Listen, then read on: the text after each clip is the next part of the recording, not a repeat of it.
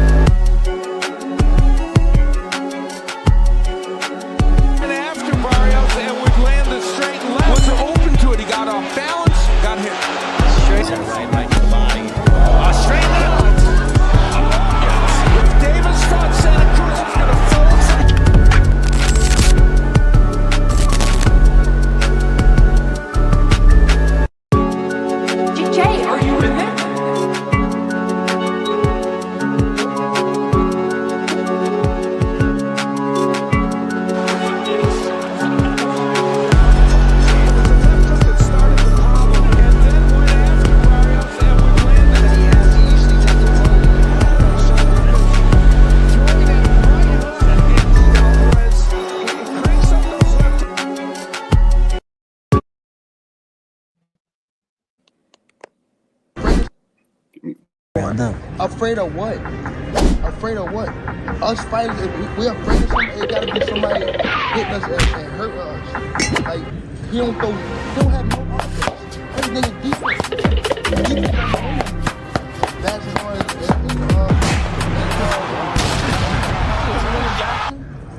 certain fighters have that look, and Santa Cruz is gonna fold pay-per-view.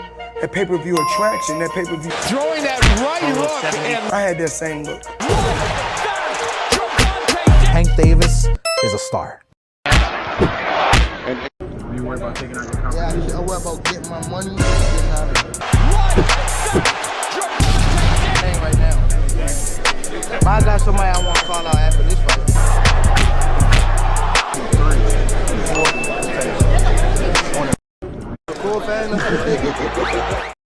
Yo, what the fuck is up, OG?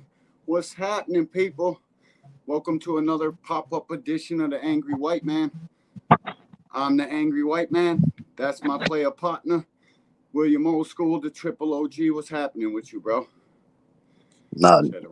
Slept in late. Had to run up a couple flights of stairs and shit. That was rough. Yeah, I slept in late. It's all good, man.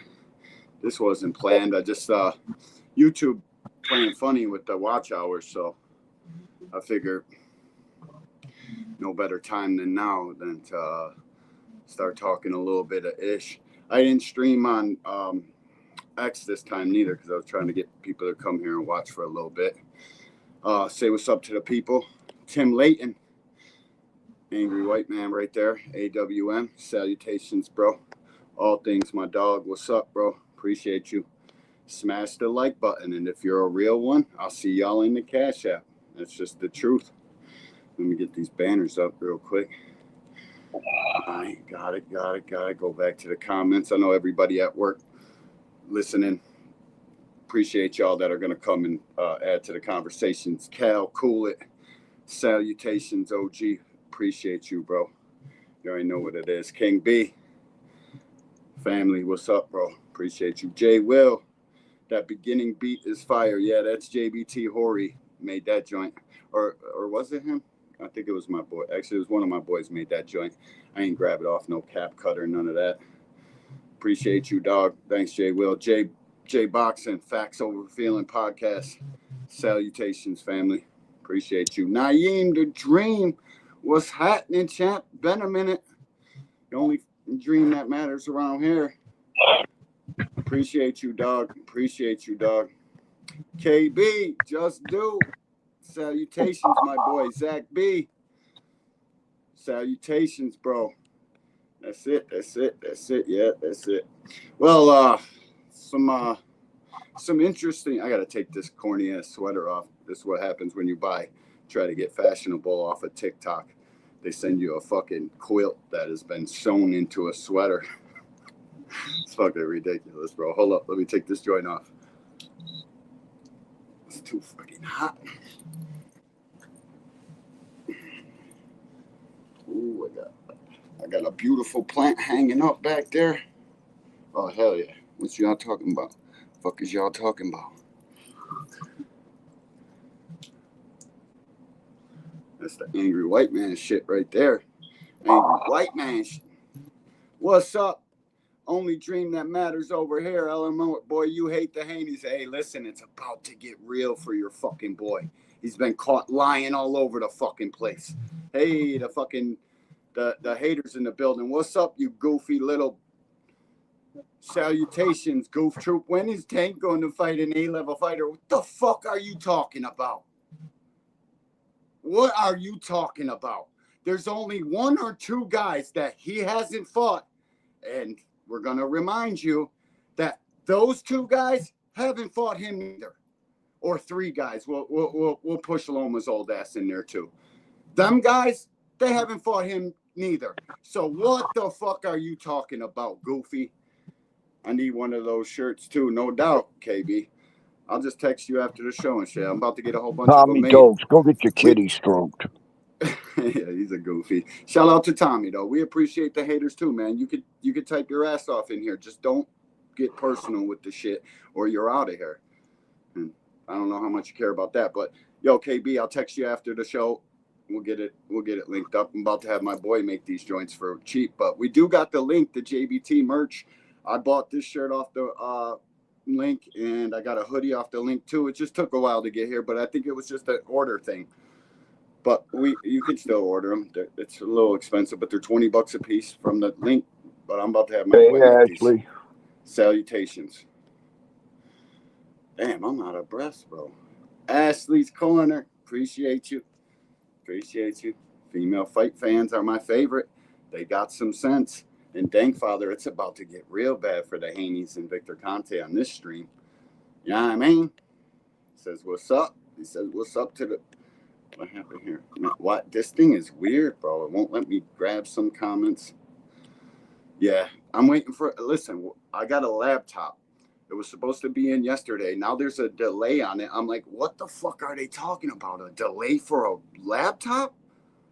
I didn't know that it was a special order or some shit. I thought they just got them in the store. What the fuck are we waiting for? But apparently the one that my wife got me is Ford doing this shit.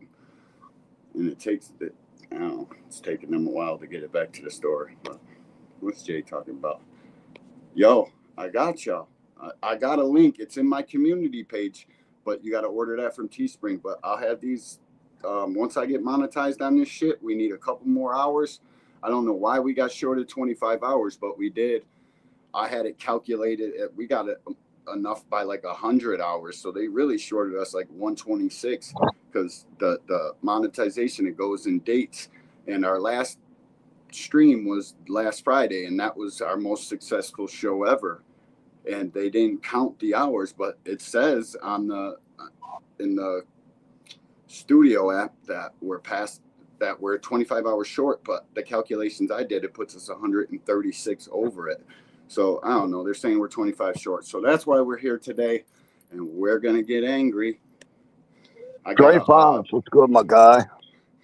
Yeah, I'm Dre in the building. Appreciate you, Triple OG, one of the realest fucking OGs in YouTube talking. I mean, I think I swore before the 15-second mark of this stream, and I don't know why I did.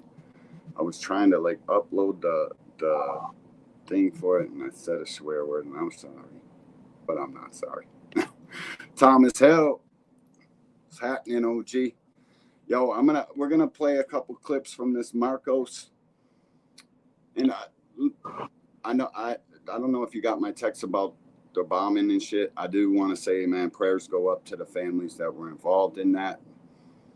Yeah, I was going to say one thing. Yeah, please do, man. So, prayers to the families, all families involved, man. We don't need that kind of shit, and I don't know what kind of evil you have to have inside of you to actually go through with something like that, but it's got to be pretty bad. I'm just an angry white guy who gets mad over boxing. I could never get that mad, ever. about anything. So prayers to the It families, man. it kind of hits home for me because one of my son's friends were down there. And this kid, my son's known him since junior high. Now this kid will never walk again. This kid's in the hospital with a broken back.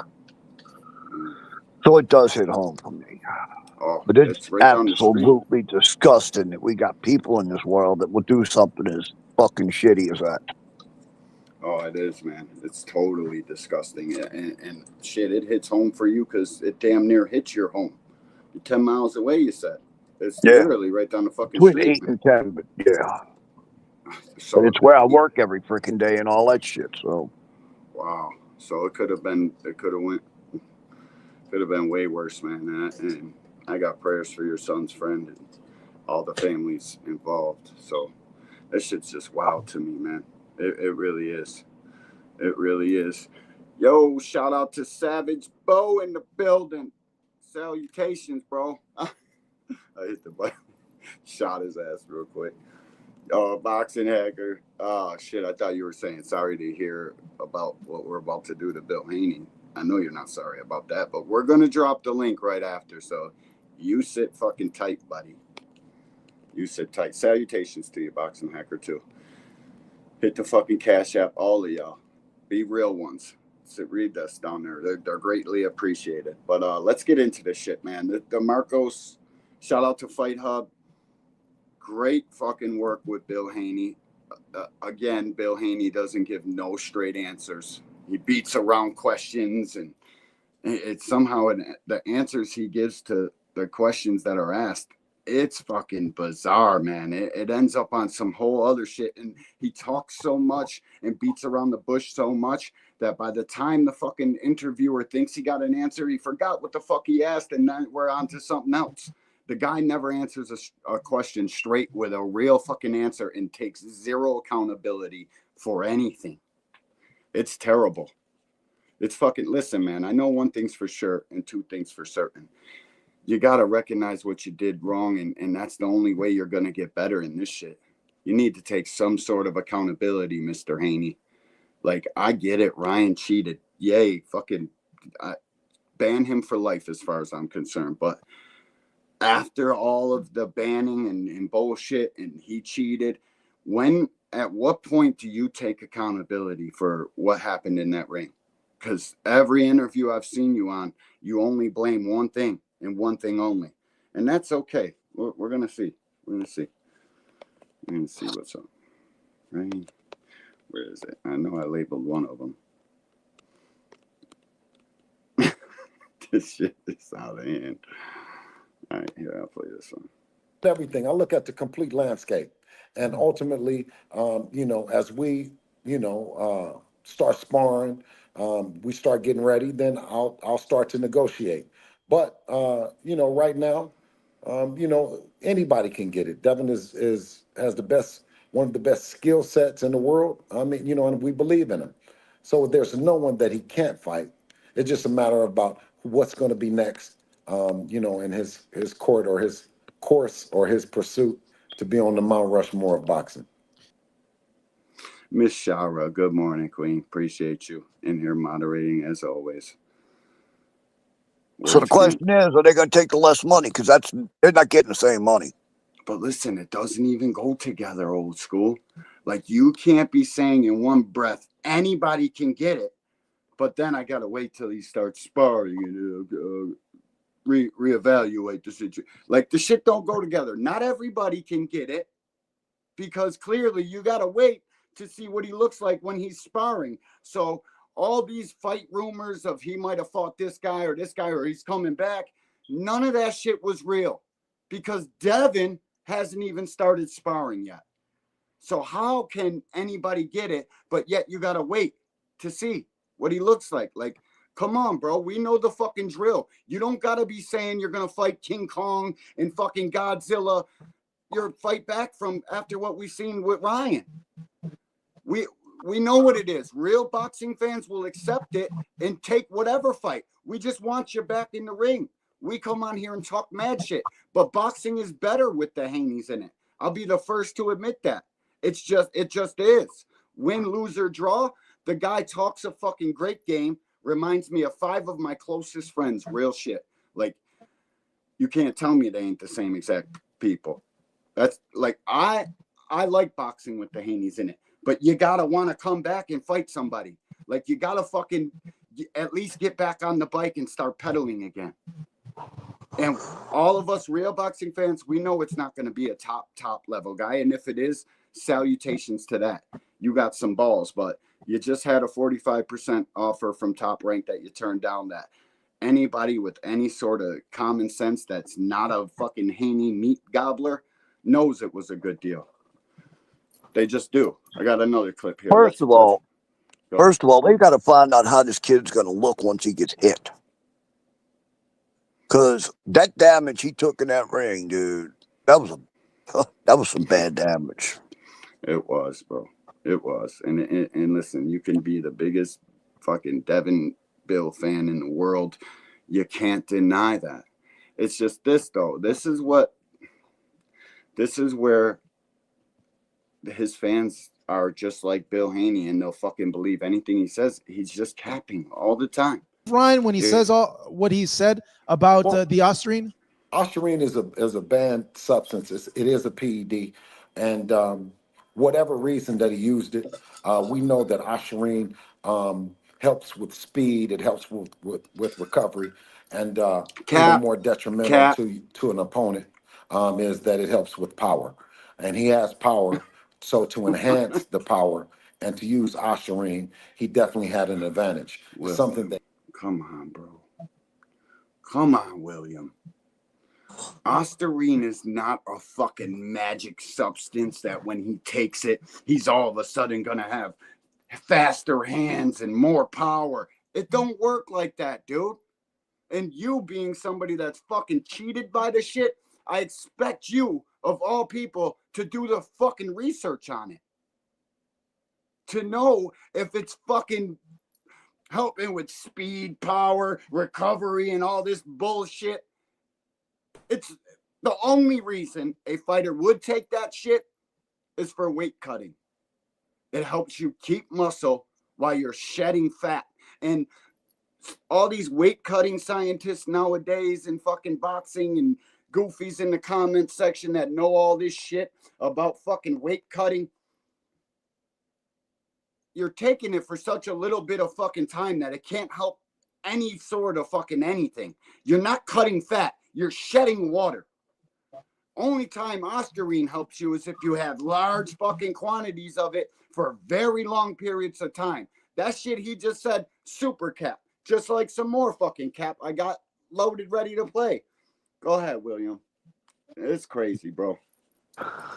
Bro, I'm so tired of talking about this damn Ostarine that this dude had very little in him to begin with.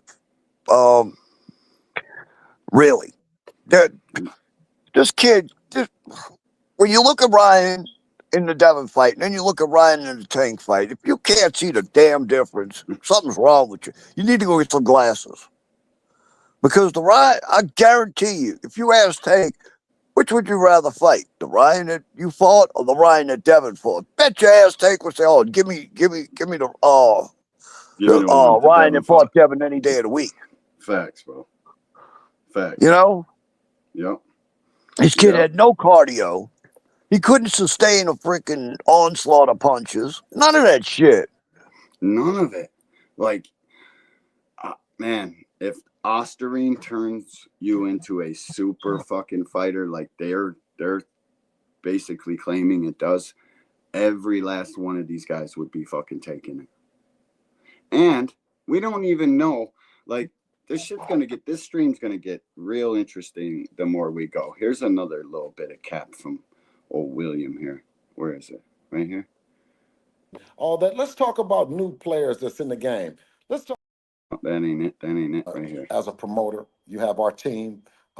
We know how vindictive promoters can be, and we know how they can lie. Bob Arum was not 100% truthful in the sense of that Turkey Al-Sheikh put a fight on the table for Devin and Teofimo Lopez and Riyadh season. I think that the fight with that Turkey put on the table was an opportunity where there wouldn't be any squams or, you know what I mean, any flack Wow. towards either team. Now he's going this It was a route fair with it. opportunity for us to come to the table. We don't work for Bob. We're not handcuffed to Bob. Teofimo Lopez is. So to say that you put something on the table for us when you haven't sold a pay-per-view, you haven't sold out an arena, and then to say that you put something on the table where you would be the A side and we would be the B side. Remo was popping, champ. Salutations, my boy. Yeah, bro. Captain for sure, Cal. Here I got one more clip to play from that, and then I'll go back in. But like no accountability at all. Needs to be implemented is blocking that Ryan left hook. I would imagine you guys are aware and cognizant of that now, and that's something that you guys want to tighten up, right? Great Well, question. yeah, we factored it in, but you cannot factor in, the Osterine. You know what I mean? You couldn't factor in how strong he would be, and how fast he would recover. You know what I mean? That's just something that we Recover from didn't what? factor in. I thought that it would be mano y mano. You know what I mean? Man against man on the level on an even playing field, but it wasn't. You know what I mean? And now we have to move on. So Ryan, I don't know if it was a mistake, my boy. You probably got timed out on purpose. You're allowed to hate in here. Just don't get fucking stupid, bro. You see how he doesn't take any accountability, this guy? Fucking Marcos is like, I seen that you're trying to work on it and shit. And yet he still don't want to act like they did nothing wrong. They want to blame it all on the Osterine. His fucking son don't never have to answer shit. No questions, never, no time. Like, don't you? And hey, that's why when he gets back in the ring and he gets floored again, let's talk about the Osterine then too. Right? It's fucking. I thought you got cut out or something. I thought you were still talking. No, Like, listen, man. The accountability is at or around zero, and I don't understand how you fucking guys, these guys, this fucking weirdo, and fucking the other Frequent. I don't even put him in the Haney fan shit. He'll argue up to death that it was Osterine, but I know Frequent knows that Devin got some work to do. D1, how y'all want to investigate Victor Conte all day, but want to create an excuse for Ryan? Don't nobody create a fucking excuse nowhere for Ryan. Fuck is you talking about? And this fucking goofy just brought me into the next video I wanted to show. Shout out to manager Marty and his fucking relentless just going at Victor Conte, Margaret Goodman, and the good people at fucking Snack. Like, Marty is doing grade A work. I can't show parts of the members stream that he had. Man, I'm telling you, they don't like Marty. Nothing like a little cat. boxing hackers, cheerleaders in here. Scooter. Yeah, Scoot's all right. I like Scooter. Scooter's a good one. Boxing Hacker's all right too. If he hits the Cash App, then he can fucking come talk his shit. If all y'all are real ones, hit the Cash App and smash the like button. There's no excuse not to do the latter. The like is free. Everybody should have already smashed that. I bet you Boxing Hacker don't never like none of these streams he goes on to and talk shit. He's probably fucking over here keeping his like, smashing the dislike button. Really a fucking hater for real. Shout out to Boxing Hacker. He's needed, bro. We all want to laugh and joke at him and fucking this, that, and the third. But if we didn't have his side of the argument, we really wouldn't. He's a good dude. He's just a little bit retarded. A little confused. He's just confused is all. He got mesmerized by. Well, I keep telling him to drag his mom in here. I need to find out how many times she dropped him. You know? I know. He just gets a little mesmerized by the cap of Bill Haney. So I get it. You know what I mean? He's got a way with words and even a bigger way with O's. So got to get it. Yo, shout out to manager Marty, keeping this fucking guy on the hot seat, doing fucking class A work. Shout out to Marty. Them enrolling. So the reason the fighters are coming to me is because they know that I understand the process and I understand how to help them enroll in the program where they're doing the most stringent program So when you sign the enrollment form, it says that we will test for all prohibited substances at all times. So there's a big difference, okay, in what USADA is doing and what VADA is doing. VADA is far more Big stringent. difference.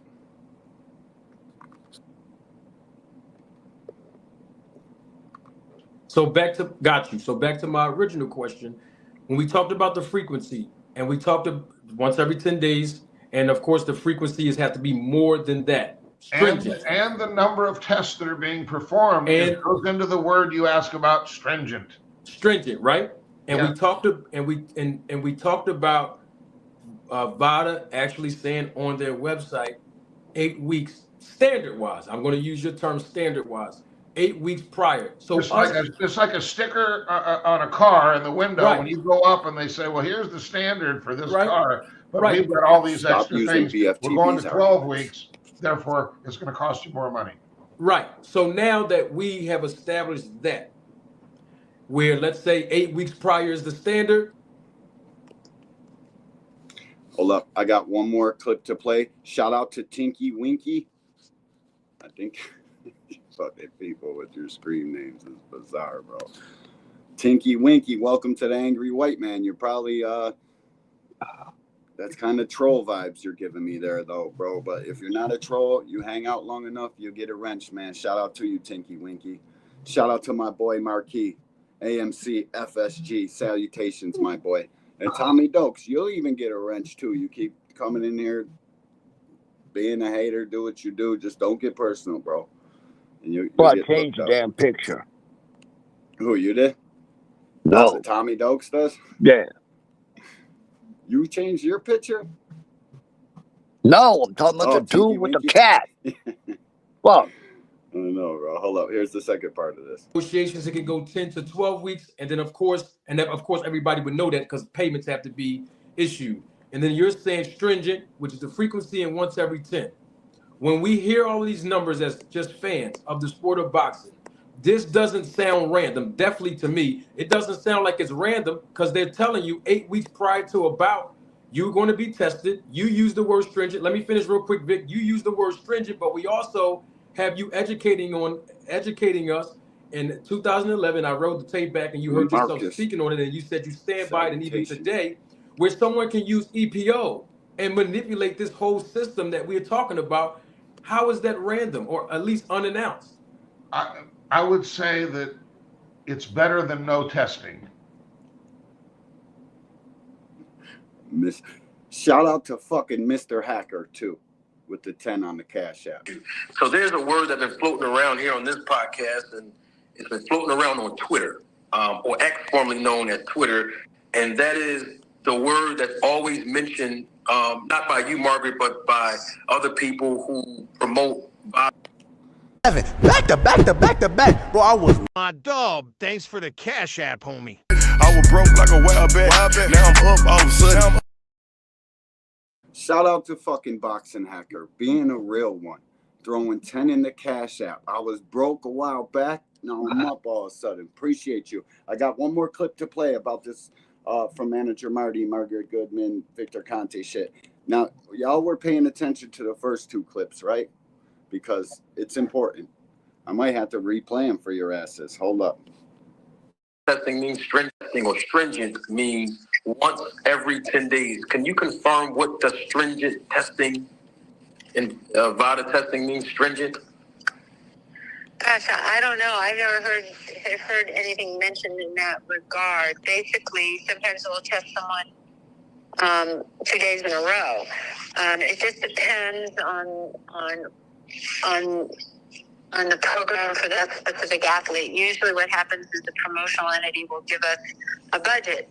And so depending on the budget, and you kind of now a little bit know the average cost, and I gave you a cost without the doping collection officer that has to travel there. But on the average, if it's a fight, let's say if a fighter enrolls in our program 2 months before a fight, they may be tested 6 times, they may be tested 9 times, they may be tested 5 or 4 times. It just depends But it may not be on an every 10-day basis, because then that kind of defeats the purpose. Then they know every 10 days they got to stop something so they don't test positive for it. Yeah, I be watching paranormal shit. LaMarcus Robinson, salutations. Opulent. Salutations, OG. We appreciate you, dog. You already know what it is, Op. Yeah, bro. So, like, for me, Michael Bolton. Who the fuck? Michael Bolton is wild. I don't even know. Are you talking about the fucking singer, Michael Bolton? Listen, bro. I know I have, Miss Shara, I have a seat full of blue wrenches, but your wrench isn't the same as their wrench. Okay? You can time out any wrench, all wrenches. I gotta give out wrenches to the people that rock with the podcast. Until I get memberships and shit, I give out wrenches. Just is what it is. You know what I mean? Good. But not all wrenches are created equal, I promise. You got the super joint. Yo, man, shout out to Boxing Hacker with the Cash App, too. Listen, man, like the amount of bullshit and lies and deception, like Devin Haney is the only 365 all year round tester. There's no such fucking thing. Stringent testing. What? Margaret Goodman doesn't even know what fucking stringent is. She immediately fucking glazed over that and started saying, well, they get tested here, here, and here. Like, y'all don't see the fucking play out of this little nasty and vindictive fucking troll, Victor Conti? You guys don't see it? What the fuck do fighters need Victor for? His zinc magnesium fucking... That's the one? Because I order that shit online, don't have to give my blood. There's two types of fucking VADA testing. There are two types of snack athlete. One that you just order off the fucking website. You order anything you want, whatever they got, whatever they offer. The second is where Victor Conte puts on his fucking lab jacket and starts pulling blood from these fighters because he knows the bylaws and shit of VADA. He helped make the fucking rules for it. So if someone like Terrence Crawford is anemic, he's allowed to get a certain type of test from VADA because he'll have other things in his blood that would be restricted by VADA. Like, y'all don't see the fucking play by this little weasel. I gotta play this clip again because he's such a fucking weasel. You guys ought to be ashamed of yourself thinking snack is good. Negotiations, it can go fuck out of here. Negotiations, it can go 10 to 12. Them enrolling. So the reason the fighters are coming to me is because they know that I understand the process and I understand how to help them enroll in the program where they're doing the most stringent program. Who gives a fuck? We don't care about so when VADA. you sign the we enrollment form, it says yes, that we will test for all prohibited substances at all times. So there's a big difference, okay, in what USADA is doing and what VADA is doing. VADA is far more stringent.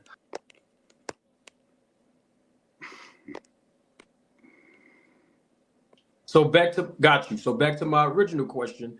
When we talked about the frequency, and we talked once every 10 days, and of course the frequency has to be more than that. Stringent. And the number of tests that are being performed, and it goes into the word you ask about, stringent. Stringent, right? And yeah. we talked about VADA actually saying on their website 8 weeks standard wise. I'm going to use your term standard wise. 8 weeks prior. So it's like a sticker on a car in the window right. When you go up and they fucking say, well, here's the standard for this right. car, but right. we've got all these extra things. We're going to 12 weeks. Therefore, it's going to cost you more money. Right. So now that we have established that, where let's say 8 weeks prior is the standard. No evidence. Salutations, bro. Thanks for stopping through, homie. We appreciate you. Big Block. What up, homie? Appreciate you, dog. You already know what it is. Like, come on, man. The Haney's starting to help. I like Tinky Winky. Are you a female or a male? Please let me know in the comments so I know how to salute you. I give ladies flowers around here, dog. Snack has more potent supplements than Ostarine. I would say so too. I would say Victor wouldn't even use Ostarine because he takes your blood, figures out what you're lacking, and as soon as he becomes the phlebotomist and can say, how come all of his fighters are anemic too, all of a sudden? Is that because a guy that's anemic gets to have more iron or has to have iron put into his blood, so therefore VADA doesn't test him for the same fucking things that they would test a guy who is non-anemic because of EPO and clear? Is that why the anemic guys get a pass from VADA? Because they're low in iron? And the guy who's saying they're low in iron fucking invented the tests? Y'all don't see the fucking play? Like real shit. Y'all don't see this shit? I'm asking. I'm trying to be as genuine as I can with as little anger as possible because y'all are fucking playing stupid with this snack shit because your favorite fighter fights for him. I get it. But just be real about this shit. Why do anemic guys get to fucking have different tests than guys that aren't anemic? And why are all of fucking Victor Haney, that's what his fucking name should be, Victor Conte, why do all of his guys all of a sudden become anemic? Like, who's the other guy? He fought Floyd. I forget his fucking name. It escapes me. I forget. But he's anemic too. Whole life not anemic. Then you get with Victor and all of a sudden you got a low iron count and you're anemic. Andre Berto. Motherfuckers. Just call snack what it is, man. It's fucking tiptoeing the line of what is performance enhancing illegal and performance enhancing legal. The fucking guy is a mad scientist, and I think he's a little fucking off in his brain. He likes to do this shit out in the public. He like gets off on it. I got all these fighters fucking cheating. Everybody thinks I'm part of, like, fuck out of here. The last thing that man should be able to do is give these young men and women fucking supplements. Look at Clarissa Shields. Fucking all of a sudden, now you're knocking bitches out at heavyweight? Oh, come on, man. Come on with the fuck shit. Here's the link. Let's get it. Let me get this fucking link for these. I want to hear this shit, bro. I want to hear how you fucking cover up for this. Or like, what? Why This shit is do crazy, we even have bro. VADA to begin with? Why? We don't need the middleman. If USADA's doing all the testing, then we don't have no use at all for VADA. We don't. They just cause fucking, there's a fifth wheel in the equation fucking everything up. And the ties it has to this old dirty fucking man. I don't care if he gets on the internet once a day and says this guy didn't have testing or that guy didn't. And he's not doing what a real man that is dedicated to catching cheaters is doing. He's fucking muddying the waters, making you look over here when all the bullshit's happening back here. Like, stop the fucking cap for this shit, bro. There's like nothing to see here, folks. Jay, you're out here making false statements that you got from someone troll channel. What escapes me, if you so-called don't like Devin, why focus on his personal life? Yeah, I don't do the personal life shit. So you got a point there, hacker. I ain't doing no personal shit. This shit is about in the ring boxing and the ramifications it has in the ring. Like, I don't like Victor Conte. I can't fucking implore fucking boxing fans enough to make this man leave fucking boxing, bro. Like, do you know the audacity it takes for a fucking cheater to come out here still cheat? What's changed about the man too? What? Before he went to jail, he was fucking around in boxing. Goes into jail, gets even more educated on the shit that he needs to know, comes out and still fucking cheating. Everybody's anemic. Like, man, stop the fucking cap. Clarissa pulled that soccer mom right out of the minivan. No, she didn't. No, she didn't. There's nobody to fight in females boxing. If you knew better, you wouldn't type that. That was, in fact, the WBC champion that she fought. The reason you don't know who she is because she's a female boxer and nobody really pays attention. You guys barely know who the fucking top boxers are in and at around lightweight. So I don't expect you to know who she fought. But that wasn't a soccer mom. Crazy, bro. Some of the shit you so-called boxing fans say is bizarre to me. You can't be educated, and you can't think that you're in somebody's chat educating somebody else, because anybody with any little bit of knowledge reads any one of your chats and says, I'll be goddamn, look at this fucking guy. Look at him. But not, I'm talking to Tommy Dokes.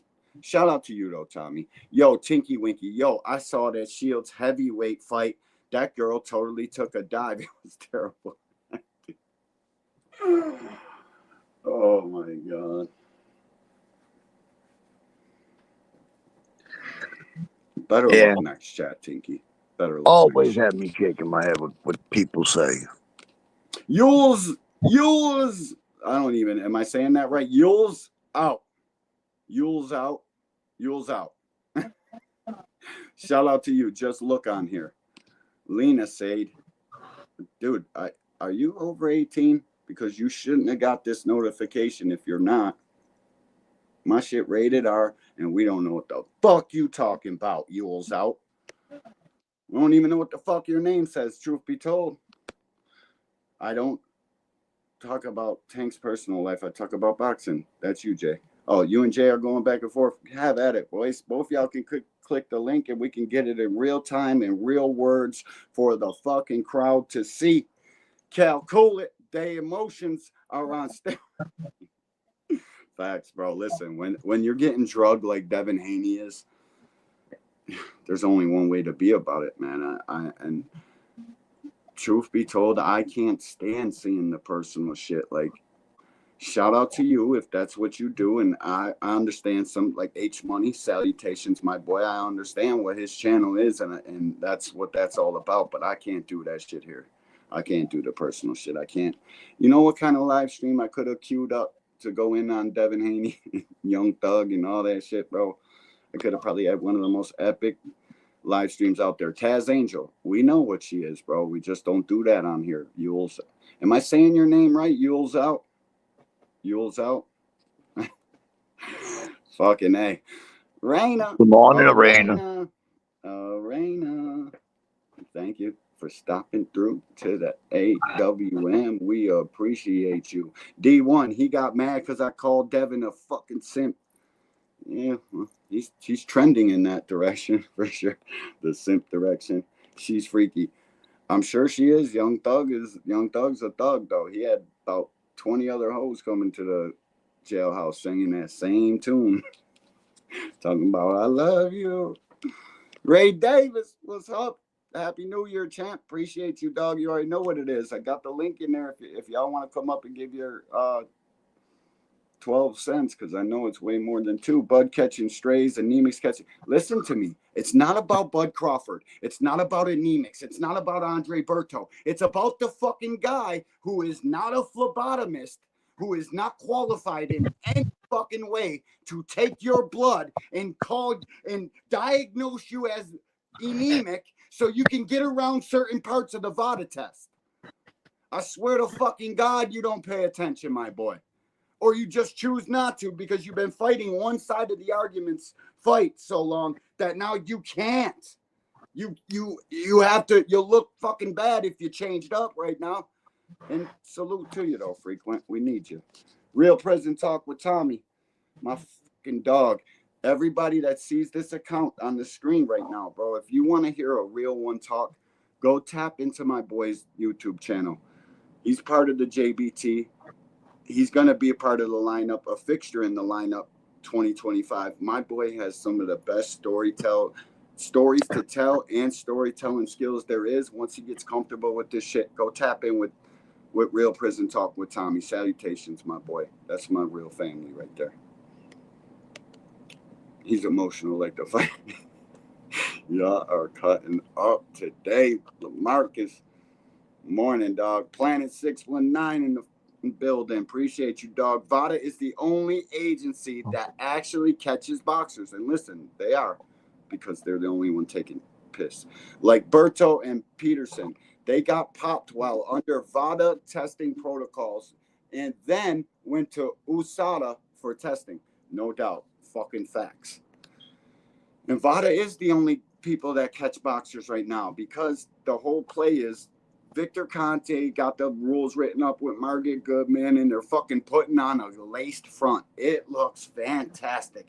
Hell, it even sounds good. Look at, we got this guy just like the check cashing guy did. He went to jail and Catch Me If You Can, and he came out and started helping the feds. He really did. He turned over a new leaf. You know the difference between him and Victor is they don't let that fucking guy near the money.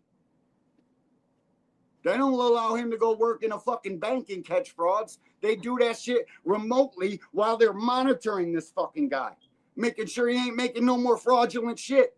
Victor Conte was in boxing before all this, FYI. Gets out of jail, starts writing protocol for this shit, and plays on the little fucking idiosyncrasies of VADA's stringent testing, where he knows that an anemic guy can get around this, and this. So what better to do than to diagnose people with being anemic? That's how you get past all this shit. He's allowed to get this, and that because he bleeds a little bit much, or his blood needs fucking iron. Like, stop the fucking cap. If you guys don't see this shit right now, if you don't see it, you literally can't be helped. It's fucking crazy. All of this capping and fucking covering up, all because your favorite fighter wears the snack logo on his fucking shorts. And let me tell y'all a little bit something else about fucking Snack and Victor Conte. Not every fighter you see with the Snack logo on his fucking shirt or trunks is taken care of by Victor Conte. That's called advertising. That's what guys do in this sport. You always see shorts with all sorts of fucking Jim's towing and fucking this, that, and the third on there. It's called advertisement space. Do you know what a fucking fighter will get for wearing Victor Conte's VADA or Snack on their shirt? It's probably a good fucking bag, especially if you're a popular fighter and your shit's about to be on TV or streamed on a well-known streaming service, and a lot of eyes are going to be on it. Probably get about 10 racks, 20 racks, depending on who you are and how much space you give the logo. It's called advertising, guys. Not every person is a Snack fighter that has Snack on, but the guys that are, I can't have no choice. I have no choice but to believe you're fishy. There's something going on, like real shit. I have to. I have no choice but to believe that, bro. And Yule's out. I don't even know. I'm trying to pay attention to the. Am I saying your name right, my boy? Yule's out. Something hard about saying that. Mike Rhyme, salutations, OG. Appreciate you, man. You already know. Only issue with VADA I have are their prices. See, if that's, listen, and that's fine and well, Teach. And good morning to you. Happy New Year. Salutations. And Happy New Year to everybody in here. And please smash the like button. It's only right. But I get you. If that's the only issue you have with VADA is their prices, that's fine too. I don't really have an issue with VADA neither. It's just the whole middleman aspect of it. Of why do we got to have these people come collect the piss and then they add a $10,000 price tag to whatever USADA or WADA's prices are? Why do we need them to do that? We fucking don't. It's just adding more money to something that people in the business don't want to pay for already. This game is this is a dirty, dirty game. Real shit. It just is, man. It's a dirty, dirty game. Let me respond to Boxing Hackers Cash App real quick. I gotta give them some praises, because that's some real shit, man. I appreciate you. Boom, I'll send you a bottle of champagne, motherfucker. Yeah, and that if that's the only issue you got, Teach, so be it. That's fine too. That's super fine. Where the hell was this comment? Jay, not emotional champ. Jay, he's not emotional. Kello! Appreciate you, dog. The Haneys are making a mockery of Islam. I can't say that. I'm not going to say that. To each is their own, man. If that's your religion and that's what you do, please fucking praise to God, dude. I have a very different relationship with God, but I don't not know no other man's beliefs or anything like that. Let's see what Kaz Cool got to say. To at Logic Lacker, LL Fool J. Even Joe Button spoke on this within the past week. I say this because the folks that are saying prostitute actually have reputable sources to say this. I personally don't give a fuck. Yo, guys, Taz Angels, I'm not saying Devin's wife is that or was that or gonna do that. I'm not saying none of that. I'm just gonna tell you guys what Taz Angels is. Taz Angels is a escort service for the elite people, for the guys that got fucking more than 2 commas in their bank account. They need to meet ladies too. So shout out to Taz Angels and the services they provide, because that's what they do. They provide services to the elite. So if she was a Taz Angel, yep, it's all left up to the imagination after that. But they're definitely a service for guys that got guap in the fucking bank.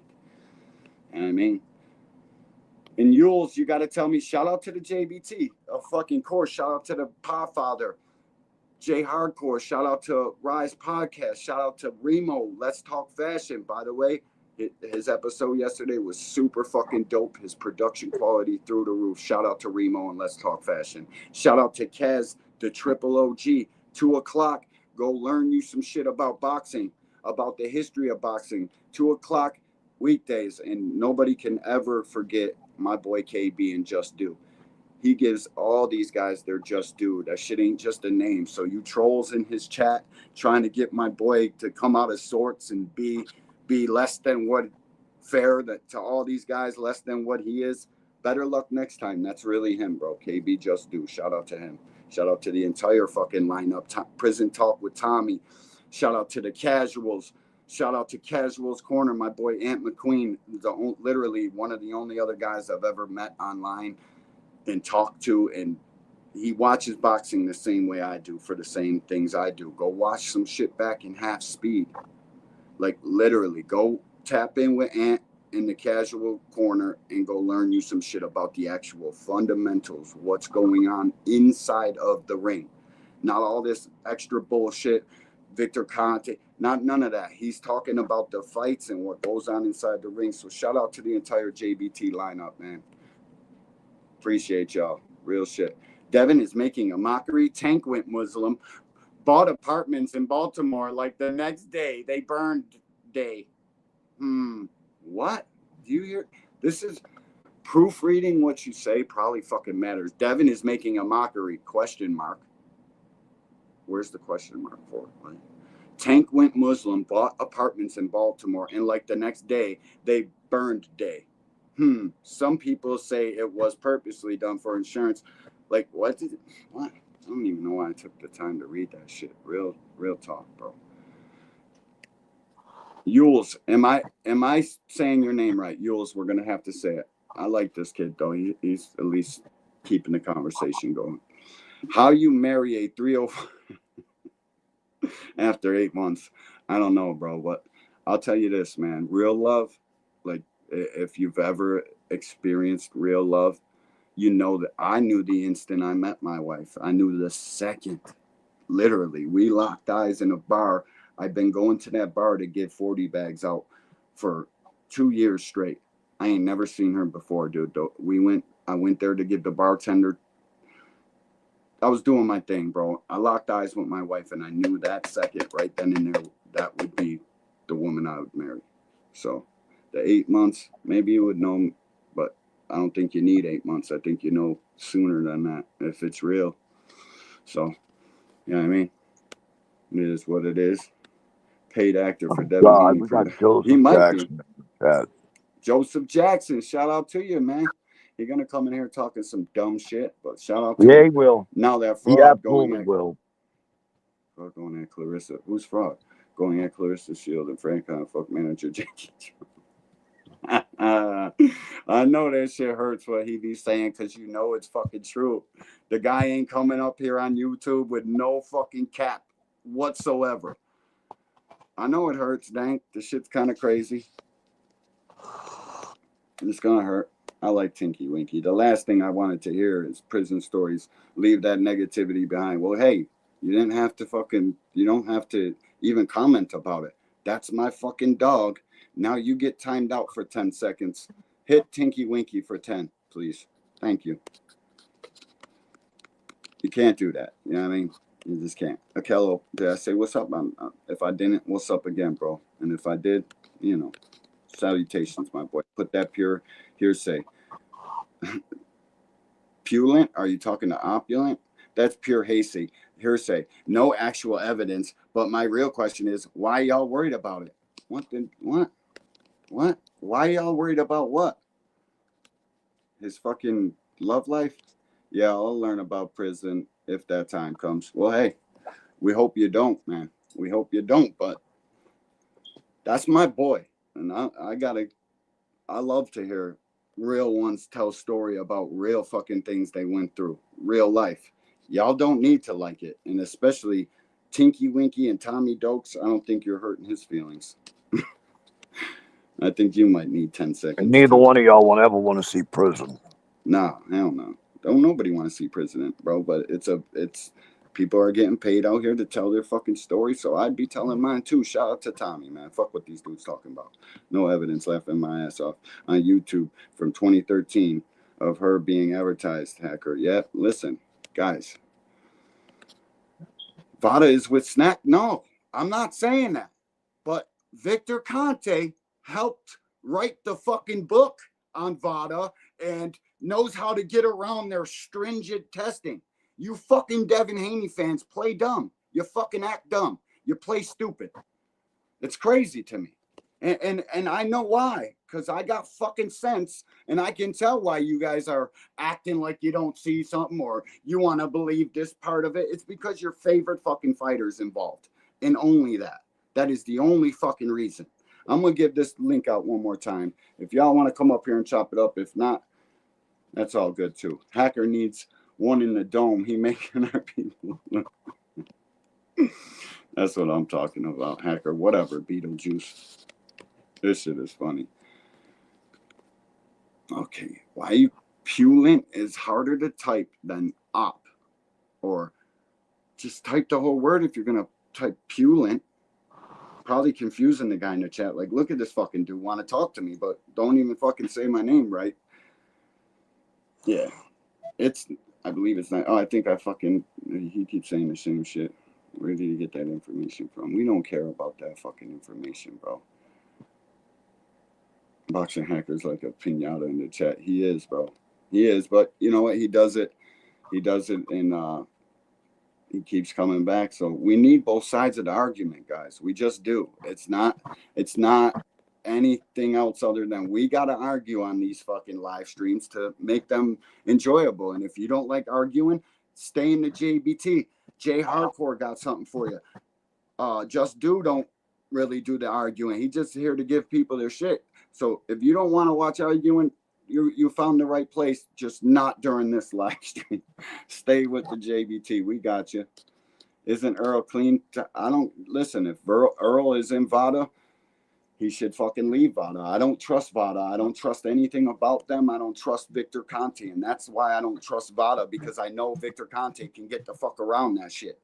I don't trust none of it, bro. You guys want to fucking act like you guys want to act like you hate cheaters and this, that, and the third about cheaters because Ryan cheated your guy. You don't want to look at it objectively and as a fucking real one and take all things into consideration and say Victor Conte shouldn't be allowed nowhere near these fucking fighters.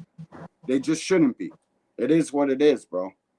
Yeah, I'm still trying to figure out how you let this guy who was a known PED maker and got prison time for this shit.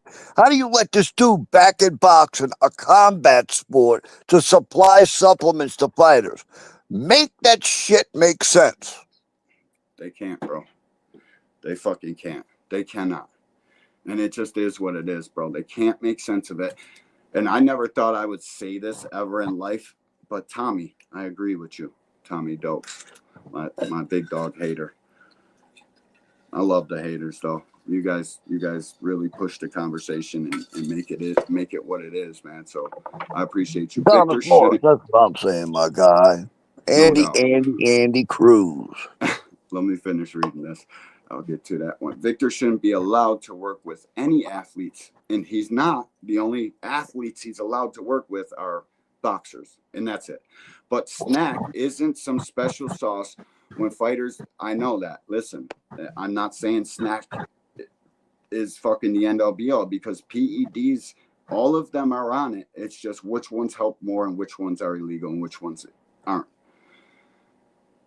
Victor Conte should not fucking be allowed in our sport, like he's not allowed in the UFC, like he's not allowed in football, like he's not allowed in track and field where all this shit started.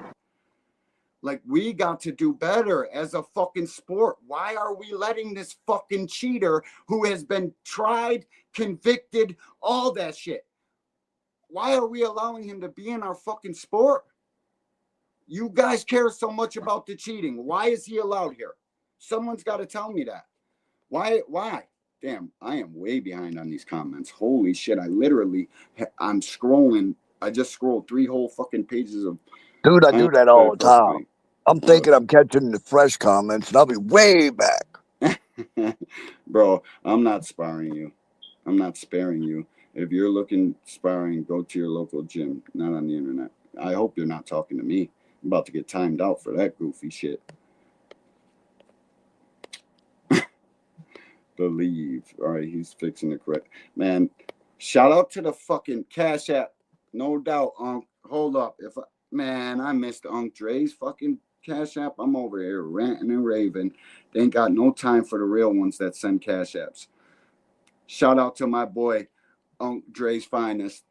The $5 in the Cash App. Let me get your salutations to you, OG. Here, we're gonna play this one too. Get them real nice. Back to back. Bro, I was... Shout out to you, Dub. Thanks for the Cash App. Back to... Shout out to Unc Dre. I'm gonna play another one. Thanks for the Cash App, homie. I was broke like a wild bet. Now I'm up all of a sudden. Nah, I mean, shout out to Unc Dre with the... That's my guy there, bro. Love me No some doubt. Unc Dre, bro. No doubt. I know that. I know that. It's crazy to be okay with your fighter to work with sports biggest cheater. All things. You was in the members only stream when Marty was really going in on it, bro. Like the fucking the hypocrisy, he's got all this shit marked out, bringing up the interviews, and ain't shit the man say any sort of cap. Marty crushed it, and I was so happy to see that fucking live stream. Real shit, bro. I really was, man. Because he's fighting a good fight. Define irony. Salutations, my boy. Thanks for stopping through. We appreciate you. You already know. Andy Cruz beats anyone not named Tank at 135 right now. I don't know about that, bro. Man, Arena be beating Hacker down with a big old walking tall stick, bro. Look at her comments. I know she does. The link is in the chat, bro. It's been in it. Oh, there he is. I'm mad late on this shit. But yo, hold on. What's up, people? Let me answer this question real quick. Go ahead, brother. I don't think Andy Cruz can fuck with Keyshawn, and I know Old School and Tommy and them. I don't think so, bro. Not in the pros. Them gloves I are think small. Keyshawn actually beats Cruz right now, but I still think it's a damn close fight. Yeah, bro. Yep. Yeah, I don't know. Andy Cruz style sort of favors the amateurs a little bit. I don't know how it's gonna translate. Where's Arena? Yeah. Arena be walking you down with a stick, my boy. She ain't having none of your shit. That's the first lady right there, you know. You want to know the best part of 2024 for me? Shouts out to Arena, man. When Devin They got should be his walking ass around with that walking tall stick cracking Hacker over the head with it. Shouts out to her. No doubt. You know. That's my girl right there. Shit, man. I get way behind on these. All right, let's hear it. Yo, so salute to you guys, I man. got to. Sorry, Raina. But I gotta say, man, I be feeling like people have like misguided hate, you know, like it's not hate. Yeah, it's misguided hate. Like, for instance, like I hear all this like investigation on Victor Conte, you have the Marty Fouls. That's what I call him, right? You He know, doesn't belong in the sport, Hacker. Before you get started, let's just say one thing. Victor Conte shouldn't be anywhere near a combat sport at all. Well, he's not part of the sport. He's not like a coach or anything. Dude, he's giving supplements to fighters, dude. What the fuck kind of shit is that? He works was with athletes, but busted for athletes aren't forced to use snack. You know, it's by their own choice. So it's by he shouldn't even have the option to do it, though, Hacker. He should not have the option to supply a fighter with anything after the shit he fucking went and he did went this to jail fast. for it. So he went to jail for it. He did his time. He's out. If you I'm want, gonna like, I rent always you say, up, like, man. is it like a double jeopardy thing y'all want to do now? Like he should never like. Nah, he's out. listen, He's it already. has He's nothing already. to do about that. He turned into an advocate. So what's wrong with it now? You know, Because he's supplying supplements, bro. He should not. Look, I don't give a fuck if he gives his little opinion for VADA testing. That's fine. No supplements. No supplements. That's it. You can't. Well, you can't be a fake the problem. What are you talking? What's the So problem? like, what's really the problem? He's a convicted fucking drug cheater. And he did his Rewrite time. history of baseball, fucking track and He field. didn't get convicted in boxing. Y'all act like he got convicted in boxing or something. He did his time already. He's convicted of cheating and gassing up the athletes. Oh my goodness. What is the fuck? Guess what? Eddie Reynoso is in boxing, right? Eddie Reynoso is not out of boxing. And his fight says positive every other day. What are we talking about? Eddie Reynoso was not creating supplements that were cheats. I don't know. I mean, Canelo tested positive from tacos. Yeah, but dude, that's Valdez got tested positive from cheese, and he had multiple other fighters from getting tested positive. So something's is happening there. You know, like what up, Tommy? There are people that. Hey, what's good, people? What's up, Tommy? It was talking shit in the chat. One second, let me get the AirPods on. All right, yeah. All right. So I mean, there are multiple people that have tested positive and they're still in boxing. My thing is, at the end of the day, like if the snack program has been here since before Devin and Ryan's situation. It was here when EJ fought Mike Garcia. Has been here for a long while, and it works. And nobody, and I don't see anything tied to their supplements for people that test positive. So what's the problem? I see no problem with it. You know. Well, it's like putting a kid in the candy store, Hacker. You don't take the kid and stuff him in with the candy and say, "Don't touch it, son." Sorry, it doesn't work that way. Yeah, Victor Conte was sitting there with Lance Armstrong, bunches of other athletes, trying to figure out how to pass tests with supplements. So he was supplying them with this shit. This dude does not belong giving out supplements in boxing whatsoever. I understand the scrutinization. Don't get me wrong. I get what. Hey, hold up. Give me a second. Tom RYVJ. I don't know how to pronounce that. Salutations, bro. Welcome to the Angry White Man. We appreciate you. Smash the like button. Thanks for stopping through. All right, go ahead, boys. Yeah, no, I understand the scrutinization JDM. and suspicion, right? My only thing is this, right? It's where was it before? Like people, all the scrutinization really appeared like after the Ryan Garcia situation, but like Snack's been here so long before that, you know. And at the end of the day, like so many fighters on, and like it looks like a good program, and nobody's tested positive. Furthermore, the person that you guys are convicting, you also have to say what he did post his lockup situation, right?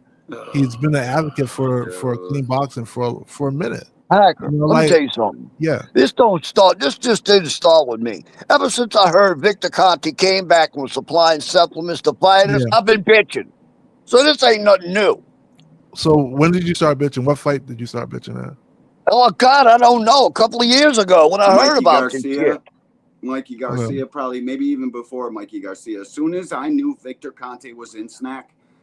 Yeah, everybody is to fucking Victor Conte. I mean, everybody has the right to be suspicious if they want to be suspicious. You know, there's nothing wrong with that. I will say that the manager Marty, I feel like the interview was a little bit in bad faith. You know, like I don't think he was ready to be persecuted. I think he just came for an interview. You know, but if you want to feel suspicious, it makes sense. But I just don't see, like, the dude already did time and he's been an advocate for so long. and none of his drugs Well, are let me tied say to a little something about Marty. All illegal right, substance. Yeah. I admire what Marty comes up with good facts. What I don't admire about Marty is he built this channel off the back of somebody that I won't talk about because I refuse to give him attention.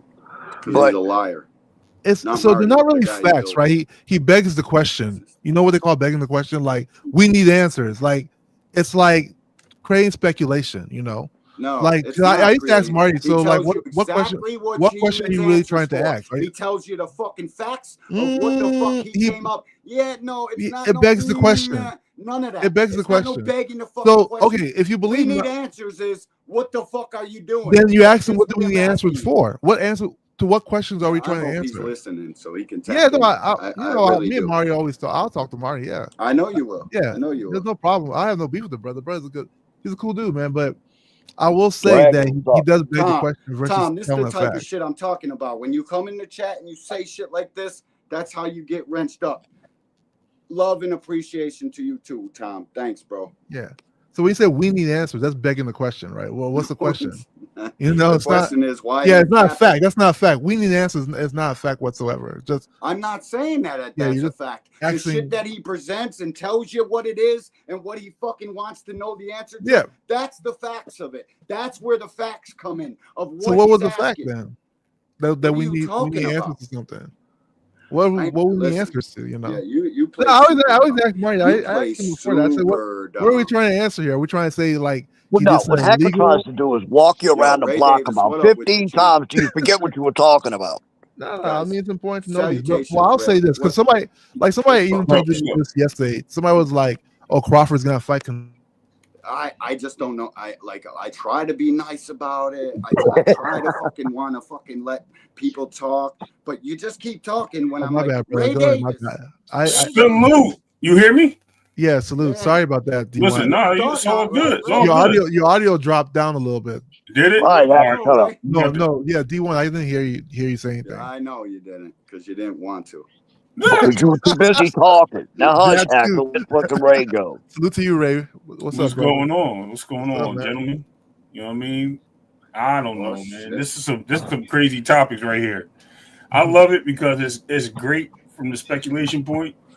There's a lot of stuff that goes on and gets pushed out there that may have some truth to it. I don't know, but I just think this is why you guys are the best, man.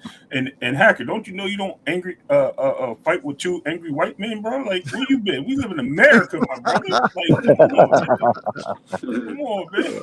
I want you to argue though. I want y'all to give your Wagwan Dragon salutations, my boy. Go ahead, Ray, my bad. Man. Yeah, absolutely, man. Y'all got me live today, man. I was laughing. I was sitting here laughing. You know, I'm gonna troll a little bit in the chat. That was funny. That's all good, just bro. asking questions. But ultimately, I want to know what evidence that we do have besides his past history. Him getting out. I'm not saying he's not crooked or he is. What have we presented to say that he is tampering with boxers right now, currently? Besides, we didn't have Andre Noble. Hold on. Let's face it, bro. What this dude did in the past, nobody else would ever let this guy in another sport. Listen to what Dana White had to say about this dude. He's like, there's no way you're getting near the UFC and MMA. Why the hell is boxing letting this dude near it? I said, because boxing don't got no standards. Arena You know what I'm saying? ain't got Like, no super wrench. Y'all better be worried. I'm about to wrench her up all the way. Y'all better tread lightly. Oh shoot! Please answer me, Ray. So, that's a great question. I know he's involved at the NFL and things of that nature as well. I don't know if it's the NBA. I have to look into that, but I know that they reached out to him on testing situations and worked with him in other aspects of doping because of his knowledge. As far as him in boxing, I don't know. It's like we're only linking one person to him for the doping situation, which is Devin. At the end of the day, I mean, not me. Y'all did mention you got Crawford too. Shields today too, right? So right now, I heard second person, which is Clarissa Shields, but there's multiple Terrence Crawford fighters that are out there, and I want to. What's up, Raina? There's multiple snack fighters out there, and I just want to know if all these snack fighters that are currently enrolled in snack, all these snack fighters that wear snack shirts, that have received free supplements that are not part of this program, right? Because they have received supplements. I know people that said that Boots received supplements and he was doing with the snack stuff because he had the gas mask on and he was in there in the hyperbolic chamber in Vegas. So even though he denies it, he still was there. I want to know. I'm not talking about in the past for Shane's Mosley. He wasn't really snack. He was on that doping thing. So we're gonna leave that alone. I'm talking about current fighters today. We're only really hearing about 2 or 3 fighters that are involved. We're not talking about Benavidez, Bubu Andre, Bud Crawford. Sometimes Clarissa Shields as of today. What's the Devin Haney, Bam Rodriguez, can keep Shane going. Mosley was with him. Andre Berto. Yo, salutations to one of our biggest supporters, Mike G. And he probably knows more about boxing than everybody in this motherfucker. I promise. Shout out to Mike G. And yeah, exactly. Andre Berto.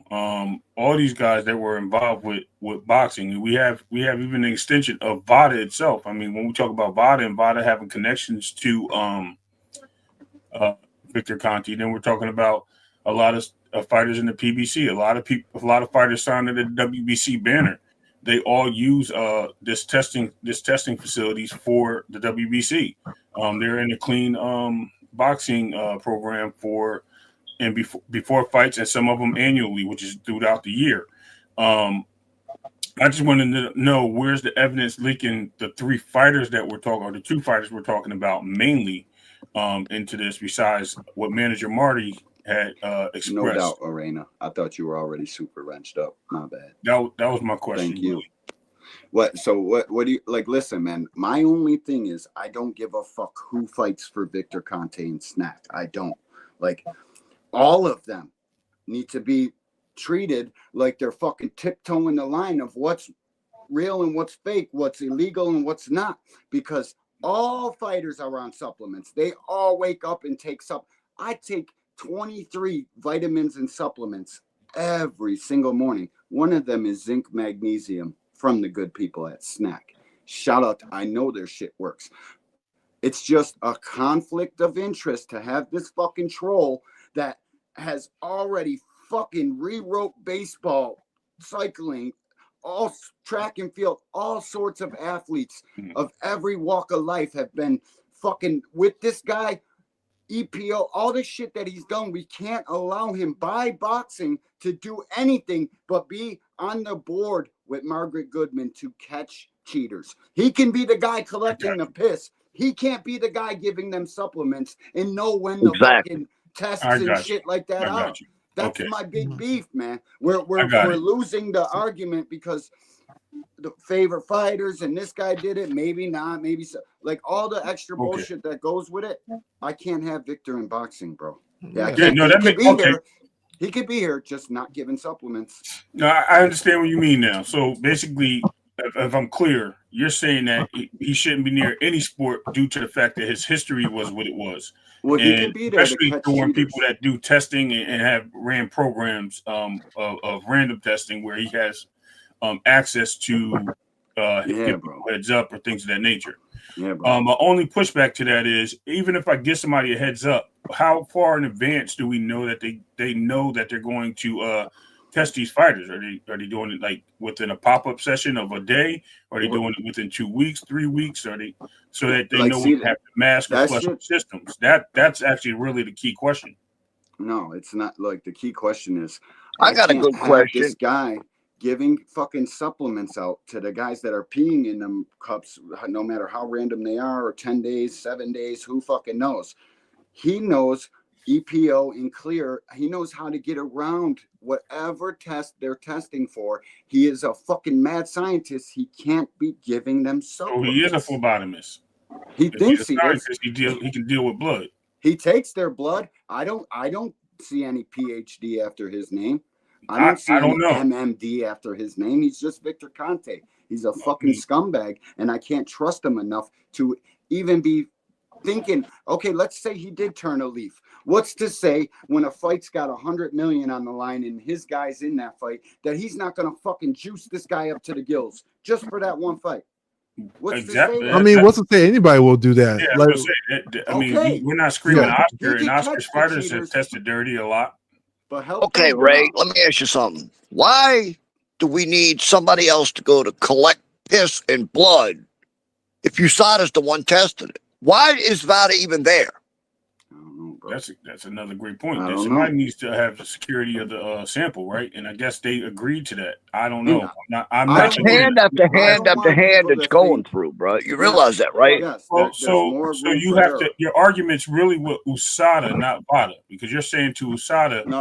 It's VADA. Hold on. Let me just explain what I just heard. Let me just explain what I heard first. Go ahead. Because you're saying that Explain. USADA is letting other people tamper with their samples or move their samples, and that right there is causing contaminations or possibly causing contaminations. Whereas if USADA just did it themselves, right, and got everyone out the middle, then it'd just be them grabbing the samples. That's what you're saying? So in that case, that falls on USADA. That wouldn't fall on VADA or anybody else. That's USADA who allows that. I mean, I go back to the Alicia Bumgarner shit, right? Her shit sat in this guy's house over the weekend, and she pops dirty. Mm-hmm. Why the hell wasn't that shit turned in immediately? It creates more room for error. Another Exactly. party involved in it. Like, guys, I'm not against. Somebody VADA could have being tampered with her sample while it was sitting in this guy's house instead of having it turned in immediately. Well, if no, she'd have they went got a straight to bag that USADA, there they would have put it been in a none of this. lockbox and but you know, nobody's gonna touch it's probably this. You easier got for the them key, to I do it got that the way. key. Nobody's gonna touch this. You got the key. Yep, I got it. We got it. Nobody can do nothing to this because it's in this locked box, and only we got the key, or you got the key, or who's got the fucking key. Right. Nobody fucking knows. But Right. listen, I'm not against VADA. I want all athletes that are throwing punches and can do bodily harm to not be on no fucking illegal performance enhancers. I don't want questionable that. substances. I can't trust Victor enough to ever be allowed around guys to give them supplements. Exactly. He's a convicted cheater. Listen, I know guys can go to jail and turn a new leaf and find God. One of my homies was just he's done that. I know that that's possible, but the conflict of interest between this man who was a convicted cheater and supplements and giving them to fighters I don't know how. So you want snack to be illegal, basically. You want snack. And how I don't much care. knowledge? No, snack is fine. He can't be the guy that runs snack. He shouldn't be able to have a nutritional supplement company. Never. So you don't want he created snack though. It's his company. Oh my God. You're right. So he shouldn't even be anywhere near boxing. Snack should be thrown out. So wait, what? So let's put this in UFC, context. like all of them. You want snack to be illegal in boxing, the supplement itself, because he's not in boxing. So exactly. So Conti is not literally in boxing.